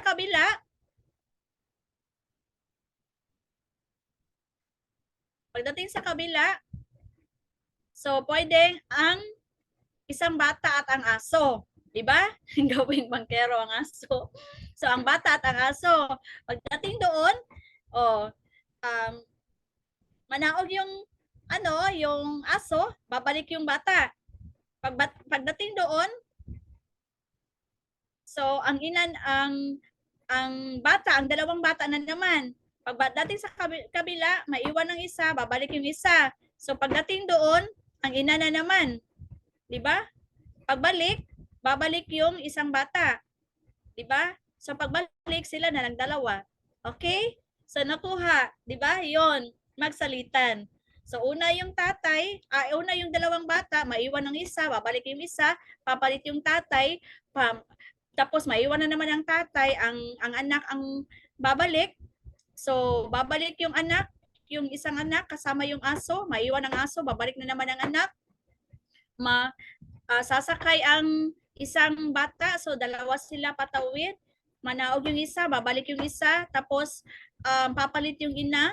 Ang ina ang tatawid doon sa kabila. Pagdating doon, magsalinan sila ng kanyang anak, tapos yung anak ang babalik, tapos kukunin yung kapatid niya, silang dalawa na. Okay? So, yon, tama. Magaling. Okay, so, yon, pala isipan. Now, pagpapayaman ng talasalitaan, puno ng more tema, di ba? Maglalagay kayo ng mga panlapi, yung paksa.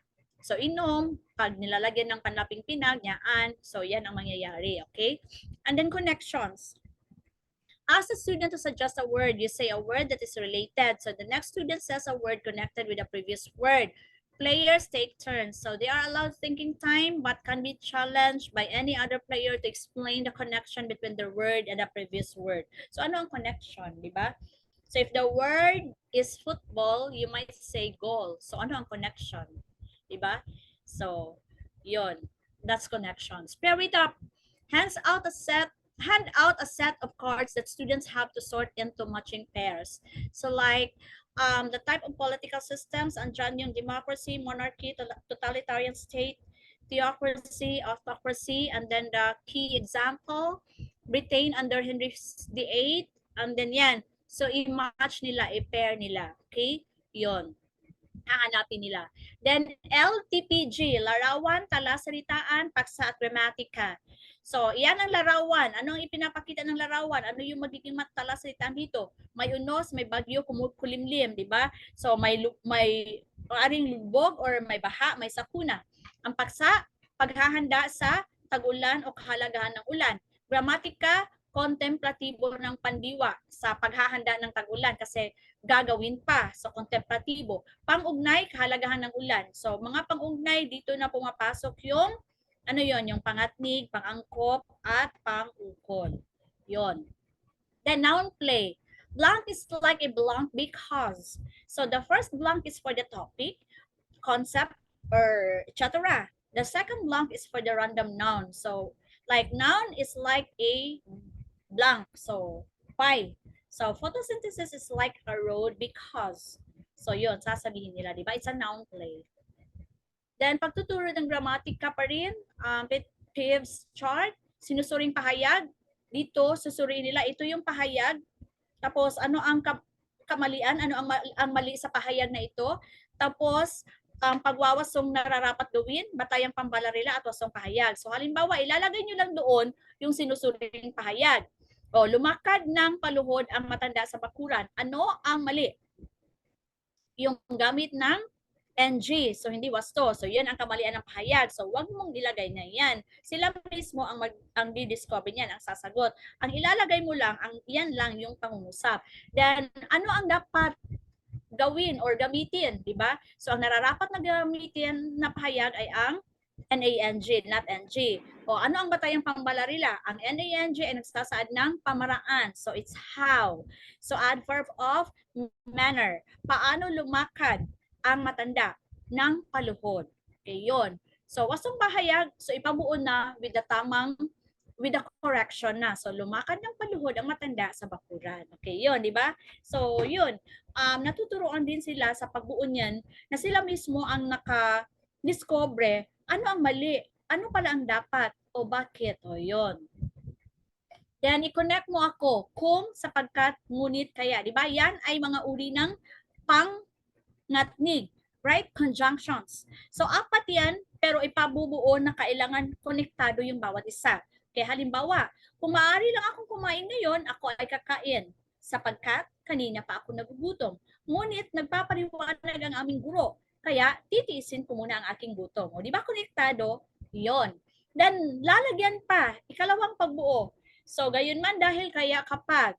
So, gayon man, hindi ko na matiis ang sakit ng aking sikmura dahil hindi ako nag-almusal kanina. Kaya palihim kong kakainin ang dala kong tinapay sa aking bag kapag tumalikod ang aming guro. Yun, di ba? My sense, yes. Makikita natin, may connection talaga. So, alam natin kung ano ang ibig sabihin nito. Maiintindihan. Then, pamilyang kung. O kung pwede lang kitang hahawakan sa kamay, hahawakan kita, o di ba? Kung ipapagamit 'yan sa pangungusap.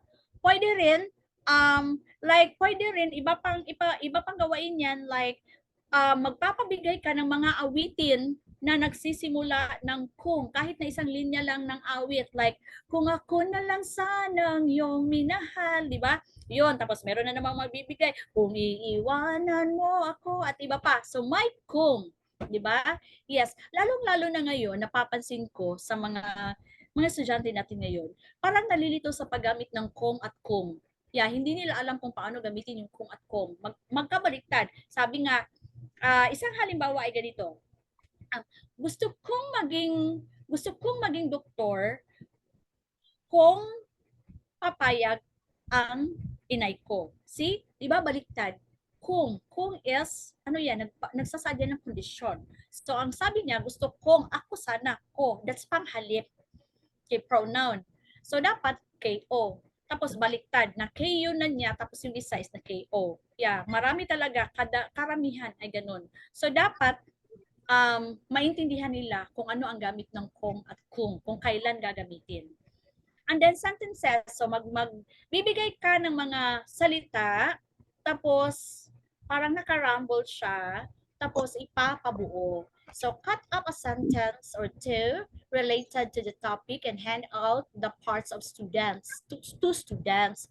They then have to arrange themselves so as to spell out the sentence correctly. Develop by using text related to the topic and asking them to compose paragraph.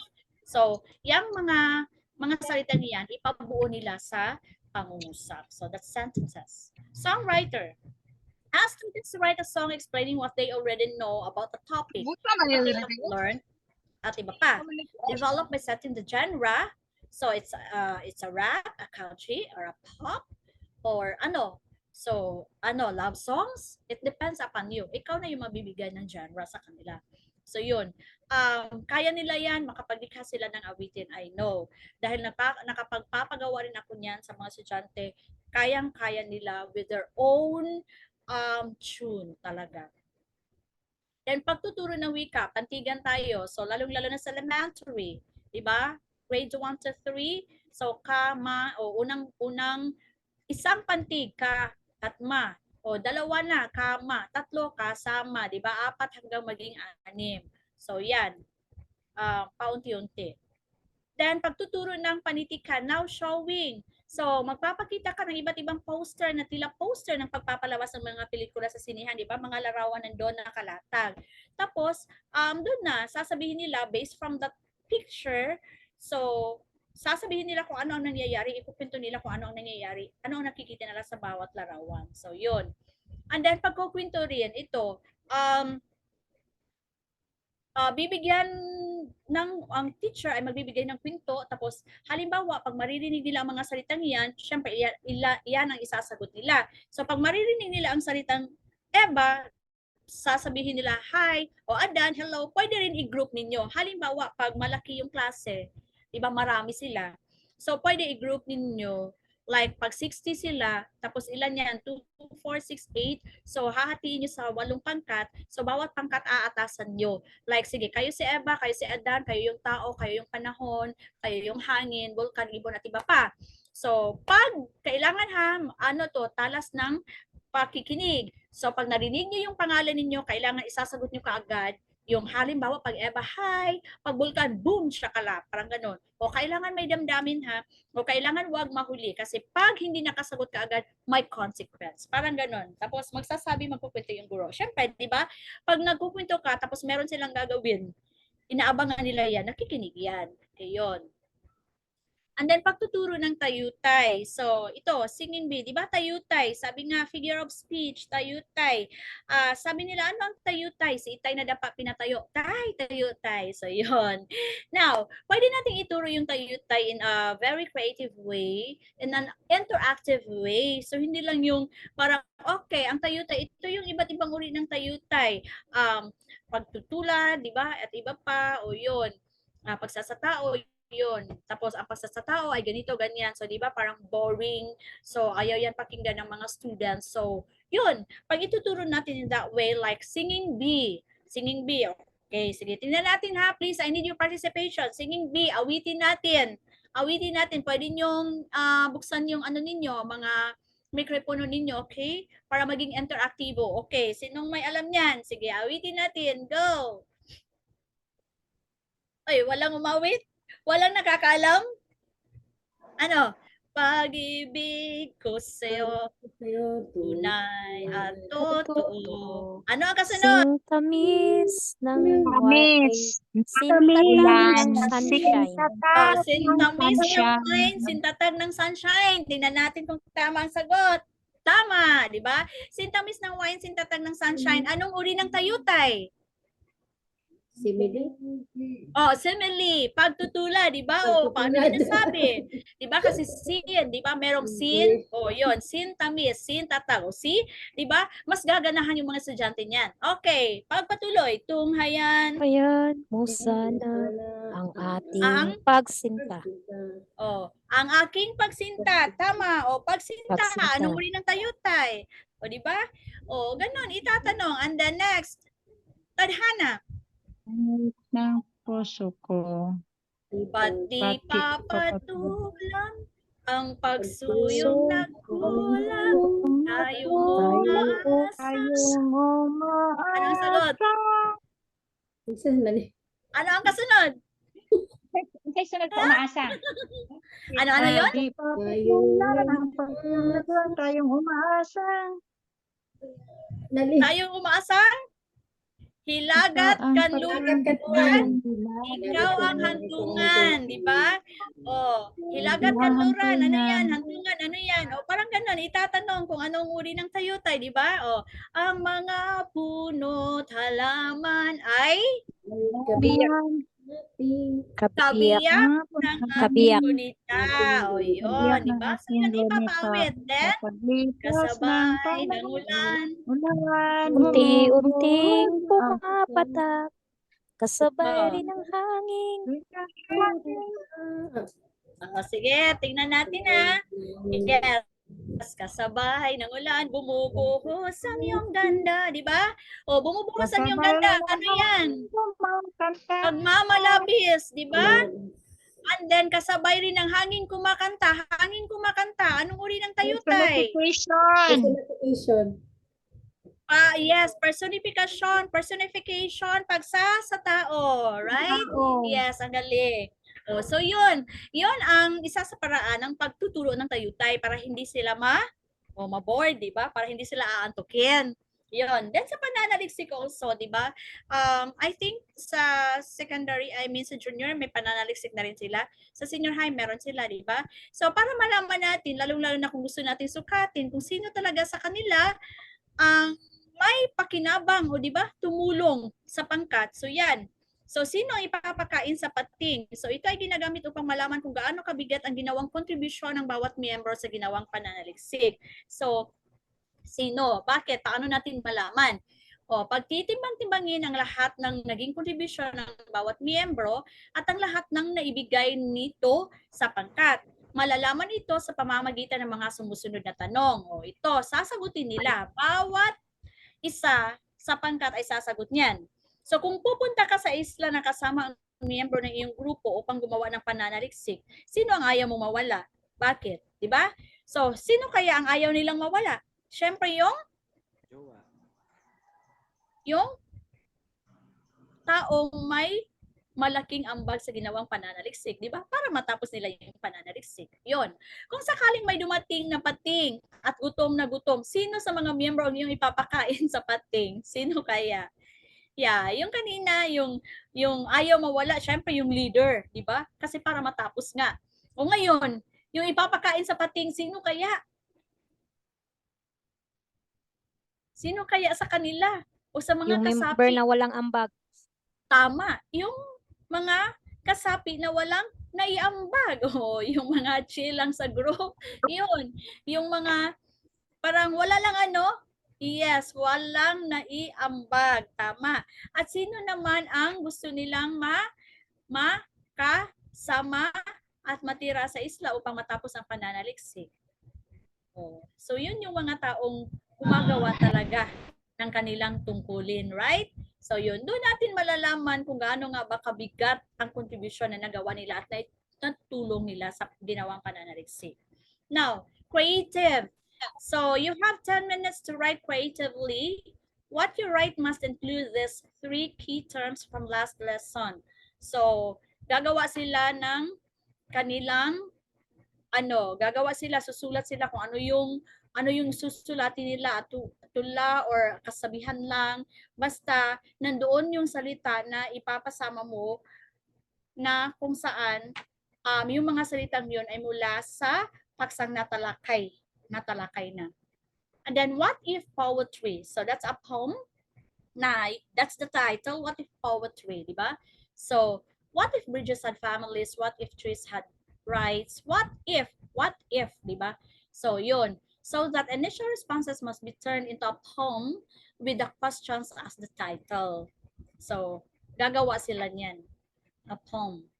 Then, pagtuturo ng talambuhay, so nabanggit ko yan kanina, di ba? Gamit yung Facebook, integration, di ba? ICT integration.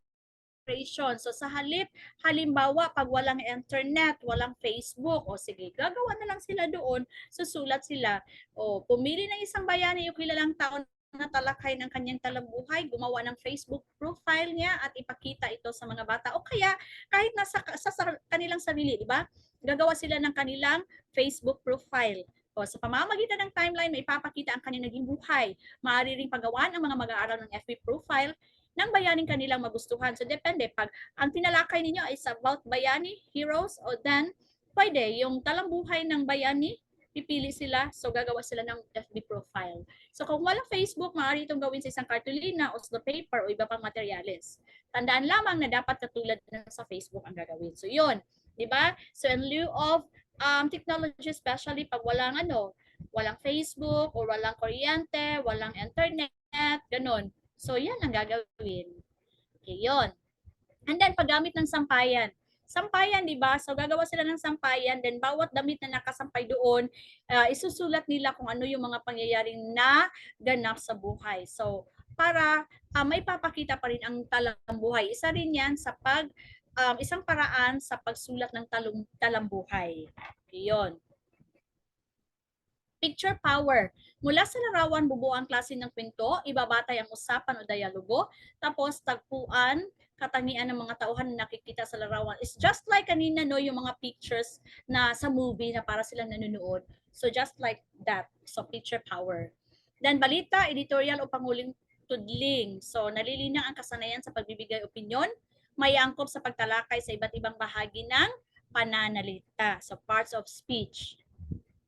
Then, beauty contest. Dito sa beauty contest, iba ang dami mong within and across the curriculum yung ma-integrate mo dito. Like, halimbawa, yung talent nila sa PE, di ba? Yung question and answer could be in language, di ba? Filipino or English. And then, the topic like if social studies, etc., di ba? So, yun, the question. Yun, ang dami mo ma-integrate. Yeah. Nasusukat ang kasanayang pangkomunikatibo, of course. And then, yeah. So, I think, yun ang ilan lang sa mga, ano yan, strategiya na pwede natin gamitin kung halimbawa magkakaroon tayo ng plan B, di ba? Kasi hindi naman sa lahat ng pagkakataon nagagamit tayo ng ICT. Lalong-lalo na sa iPlan natin, di ba? Paggagawa tayo doon sa ano yan, sa panimula or motivation, ICT, tapos discussion, ICT, application, ICT pa rin, technology pa rin, di ba? Hindi. So, magagamit rin natin yan sa like sa motivation, tapos may integrate pa rin natin yung ICT. So, nandun lahat, magagamit natin yan, di ba? Sana nga, nakuha nyo yan. Yeah. At magamit nyo yan sa pagtuturo. Ang dami nyo ng, ang dami nyong maggamit. So, hindi lang isa. So, yung mga stratehiyang yan ay magagamit natin not only for one subject or for one topic, di ba? Pwede. So, be creative lang. Pwede natin yung like in any subject, in math, science, Filipino, English, social studies, at iba pa, di ba? So, ang dami talaga. Yun.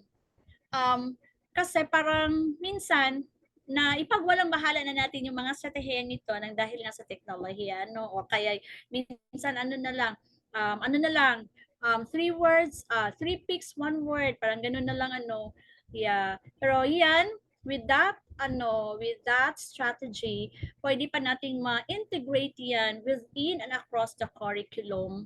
And then, mahahasa pa ang kanilang skills, kasanayan, di ba? Yung sa komunikatibo, yun kanina, yung sa 21st century skills, di ba? Communication, creativity, etc., di ba? Nahahasa pa natin. So, yun. Pag ganyan ang lahat ng asignatura, may mga ganyan, magiging interaktibo ang pagtuturo natin. So, magkakaroon talaga ng madali ang pagtuturo at pagkatuto ng mga estudyante, di ba? Yun. Sabi nga, ano yun? Education is the passport to the future. For tomorrow belongs to those who prepare for it. Diba? Do you agree?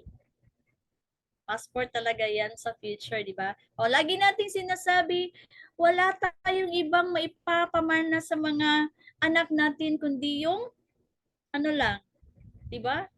Ano yung ipapamana natin sa kanila na hindi mananakaw ng iba? Diba? Yung karunungan lamang. Yun. Kaya, yung edukasyon. Kasi hindi yan mananakaw, di ba? Yes, yun lang talaga. Wala tayong maipamamana na malaking pera or mga kayamanan. Pero mahalaga yung edukasyon dahil dala-dala nila yan. Yung sa pera, di ba? Pag pera, yun, hindi pa yan makakatulog ng mahimbing. Problema pa yan. Magkakaroon pa ng away, tapos nanakawin pa yan. Kaya nga hindi makatulog dahil namumroblema, baka nanakawin ito or saan ko ilalagay o ma-scam pa pag ilalagay ng ilalagay sa bangko or sa sa GCash or whatever, di ba? Yun, pero ang edukasyon ay hindi nananakaw ni numan. Kaya yun, magiging makabuluhan yung pagtuturo natin kapag ginagawa natin itong interaktibo. Agree? Diba? Yun nga. So, balikan natin yung sinabi sa kasabihan. Tell me and I forget, show me and I remember, involve me and I learn. So, yun. And I understand. So, hindi ko yan makakalimutan pag involve ako. So, yun. Mas masaya yung pagtuturo. Diba? Mas gaganahan yung mga estudyante. Aabangan nila yan lagi. Ay, ano na naman kaya ang ipapagawa ni ma'am bukas? Diba? May mga estudyante na ganyan. Pag alam niya, oy, si ma'am ganito, ganyan, gusto ko yan. Aabangan niyang asignatura mo, aabangan ka niyan. So, ayaw niyan mag-absent kasi ayaw niyang ma-miss niya yung yung discussion mo, ano naman kaya ang ipapagawa niya? Gustong-gusto ko yun, di ba? So pagkatapos niyan, ang dami talaga nilang matutunan. Dala nila yan paglaki nila, kahit na wala na sa paaralan, ibabahagi nila yan. Uy, alam mo, favorite teacher ko talaga si ma'am, blah, blah, blah. Kasi alam nyo, grabe talaga yung ano namin, yung pagtatalakay namin, yes, yun. So, naiintindihan ko. Diba? O minsan, especially in Filipino, alam nyo, marami ang nagsasabi sa mga estudyante, lalo-lalo na sa pribadong paaralan. I know, it's true, that the students there in a private school, mostly sa students, they will say, I hate Filipino. Agree?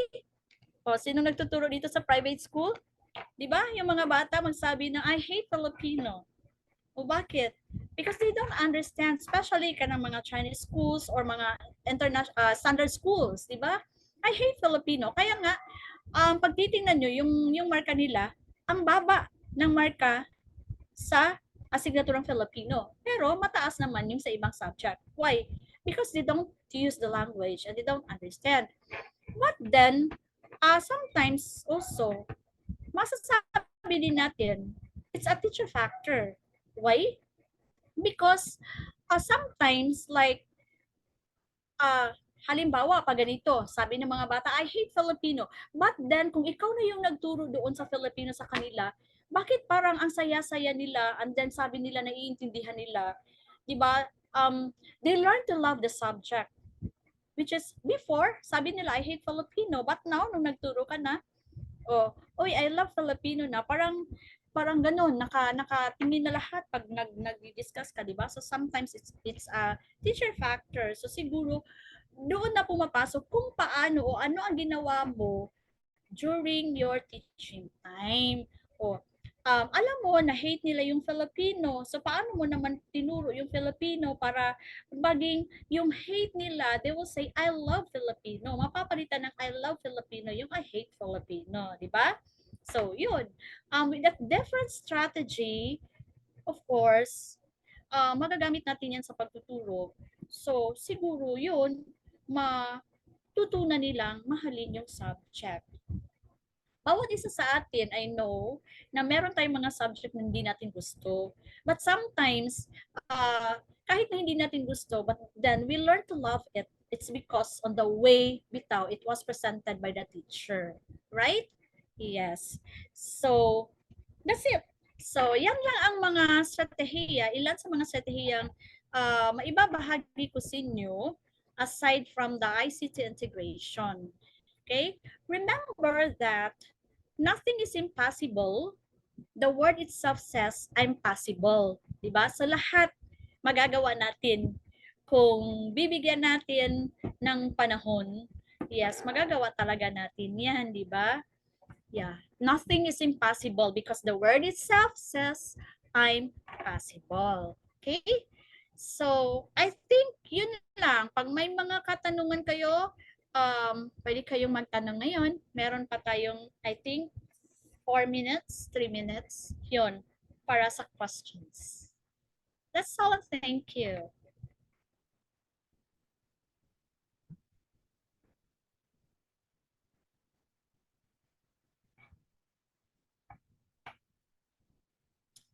So, may mga tanong? Yes, tingnan natin kung may mga tanong. Okay. Welcome po. Sana magagamit niyo yan, ha? O, gamitin niyo yan. Yeah. All right. I hope na marami kayong nalaman kay Dr. Lizelle Bordasa. Dear teachers, meron po ba kayong gustong idagdag? Or any clarification and questions? If in case po, meron pa kayong questions regarding the speaker's topics na gusto na miss niyo bring up today, don't hesitate to HNL Training Center. And after this session, we will also distribute your certificates to your corresponding email. And if in case there are misspelled names, message lang po kayo or mag-text lang po kayo sa staff po namin. Teachers, thank you so much. Before Before we adjourn this meeting, let's go ahead and award the certificate of recognition to Dr. Lizelle Berlasa for her invaluable and outstanding accomplishment as an international and innovative speaker during the conduct of international webinar for teachers and school administrators with the theme Matatag na Edukasyon, merging motivational leadership and positive use of ICT for better learning, as per CPD accreditation number 2019-329 held on December 9 to 11, 2023, which is equivalent to 24 hours via Zoom meeting, given this 11th day of December via Zoom. And once again, I would like to request you also to turn on your cameras once more so that makapag-picture po tayo sa ating speaker with Dr. Berlasa. All right, I am seeing the faces now of our teachers. Thank you so much for your participation, and I'm gonna count 3 seconds again. We'll capture your photos in 3, 2, 1. Smile. All right, let's get one more photo. 1, 2, 3, smile. All right, perfect. Kung wala na pong katanungan, we'll go ahead and thank and bid goodbye to Dr. Berlasa. Thank you so much, ma'am. She's also one of our resident speaker during when we have webinars in HNL. All right, thank you so much. And dear teacher, I do have so that's all for today's webinar. Let's go ahead and present your certificates that will be flashed on your screen shortly. Kung meron pong hindi natawag, please let us know so that we can go ahead and answer your queries or double check the registration po ninyo. All right.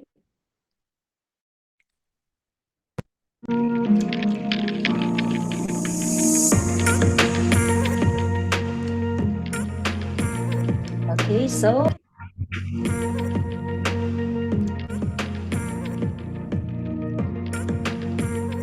please bear with me. So this is how your certificate would look like.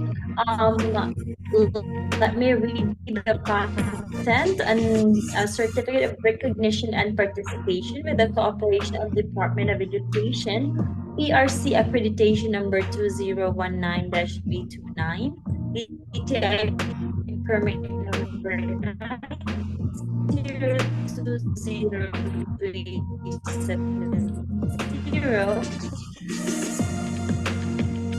MP number 80111471.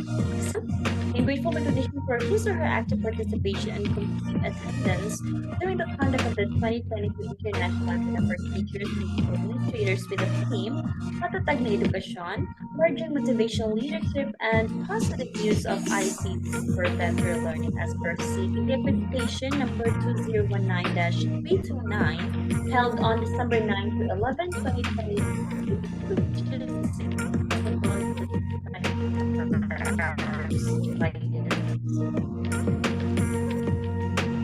given this 11th day of December 2023 via Zoom meeting. And if you need further updates as well for our upcoming webinars po, you can that our Facebook page. You will be redirected for further updates. And the signatories are Dr. Herminia, the Education Program Supervisor, Division of Lapu-Lapu, Master Teacher 2 of Senior High School, Division of Lapu-Lapu City, Johnamy Binaniel, your Seminar Directors, Sir Lawrence Hyde as a native speaking English lecturer, TESOL USA. So this certificate is awarded to to Sir Albert H. Noga. Thank you so much, sir. Next, we have Sir Mark Joseph D. Paguta. Thank you so much.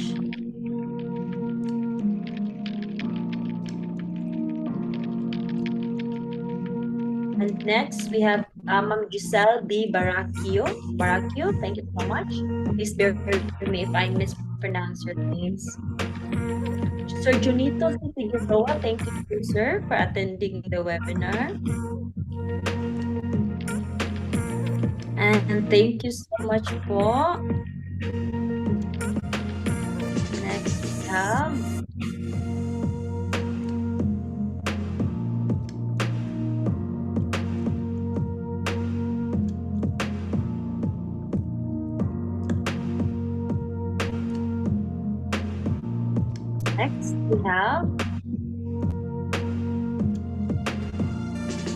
Leslie Ann A. Domingo. Thank you so much po. Next, we have Ma'am Aiza B. Cabadonga. Thank you so much. And thank you so much as well. Ma'am Noemi S. Babia. Thank you so much. We also have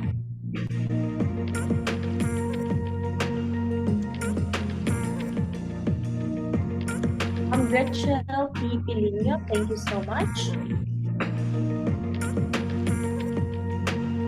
Jason J. Omos. Thank you so much po.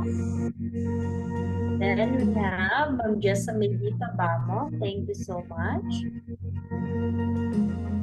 Next, we have Ma'am Narminda M. Limpao. Thank you.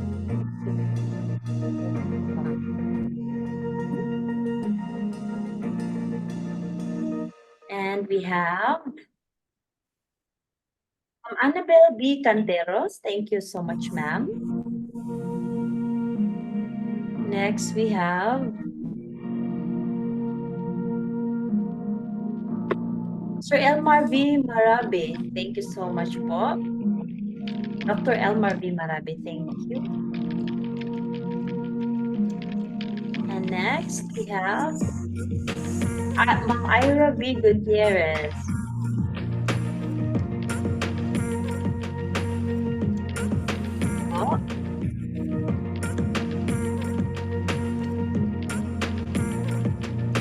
Next, we have Ma'am Emeline Z. Monsanto. Thank you, ma'am.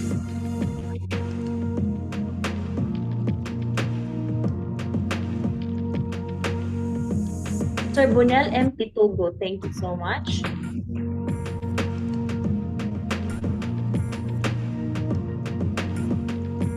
Next, we have Kimberly N. Lumambas. Thank you so much.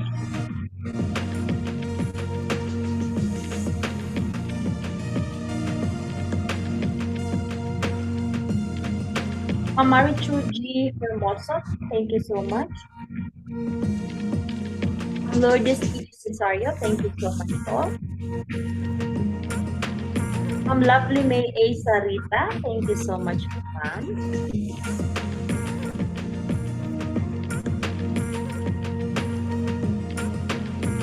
Next, we have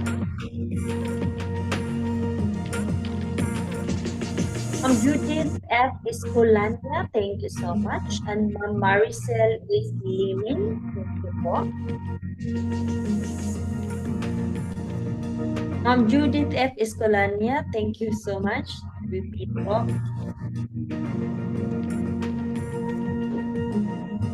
Okay, next we have Maricel is Limin. Yes. Christine A. Bancayrin. Thank you so much po.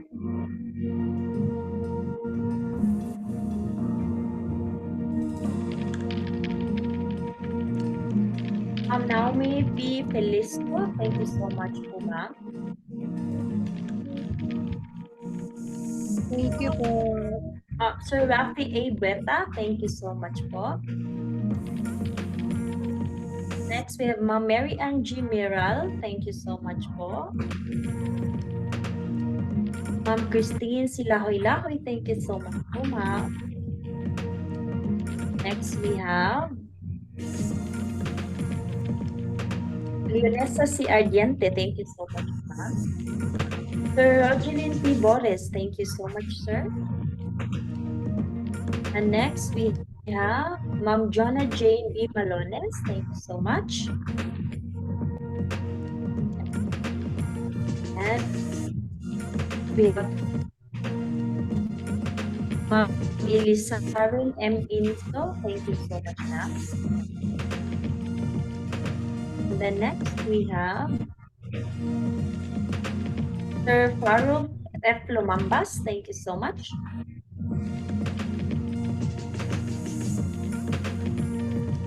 Next we have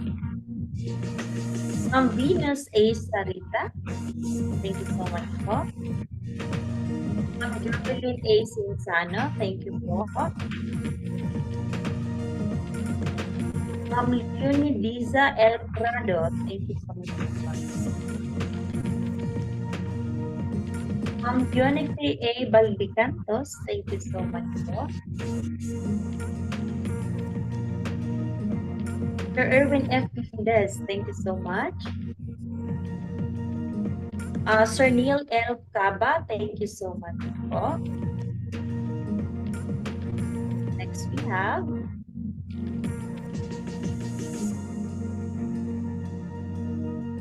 Ma'am Riza S. Hasme, thank you so much. Ma'am Jeza May D. Akla, thank you so much po. Sir Engelbert E. Akla, thank you so much. Ma'am Christine Irene B. Ihorango, thank you so much po, ma'am. Ma'am Maria Joanne A. Piazas, thank you so much po, ma'am. And yeah, that's all of the participants that we have. Let's give our hands, give us a hand, please, an applause.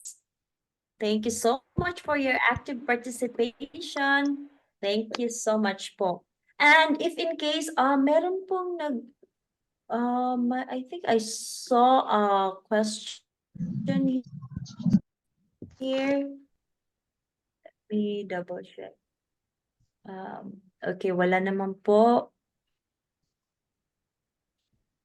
All right, I think that's all that we have.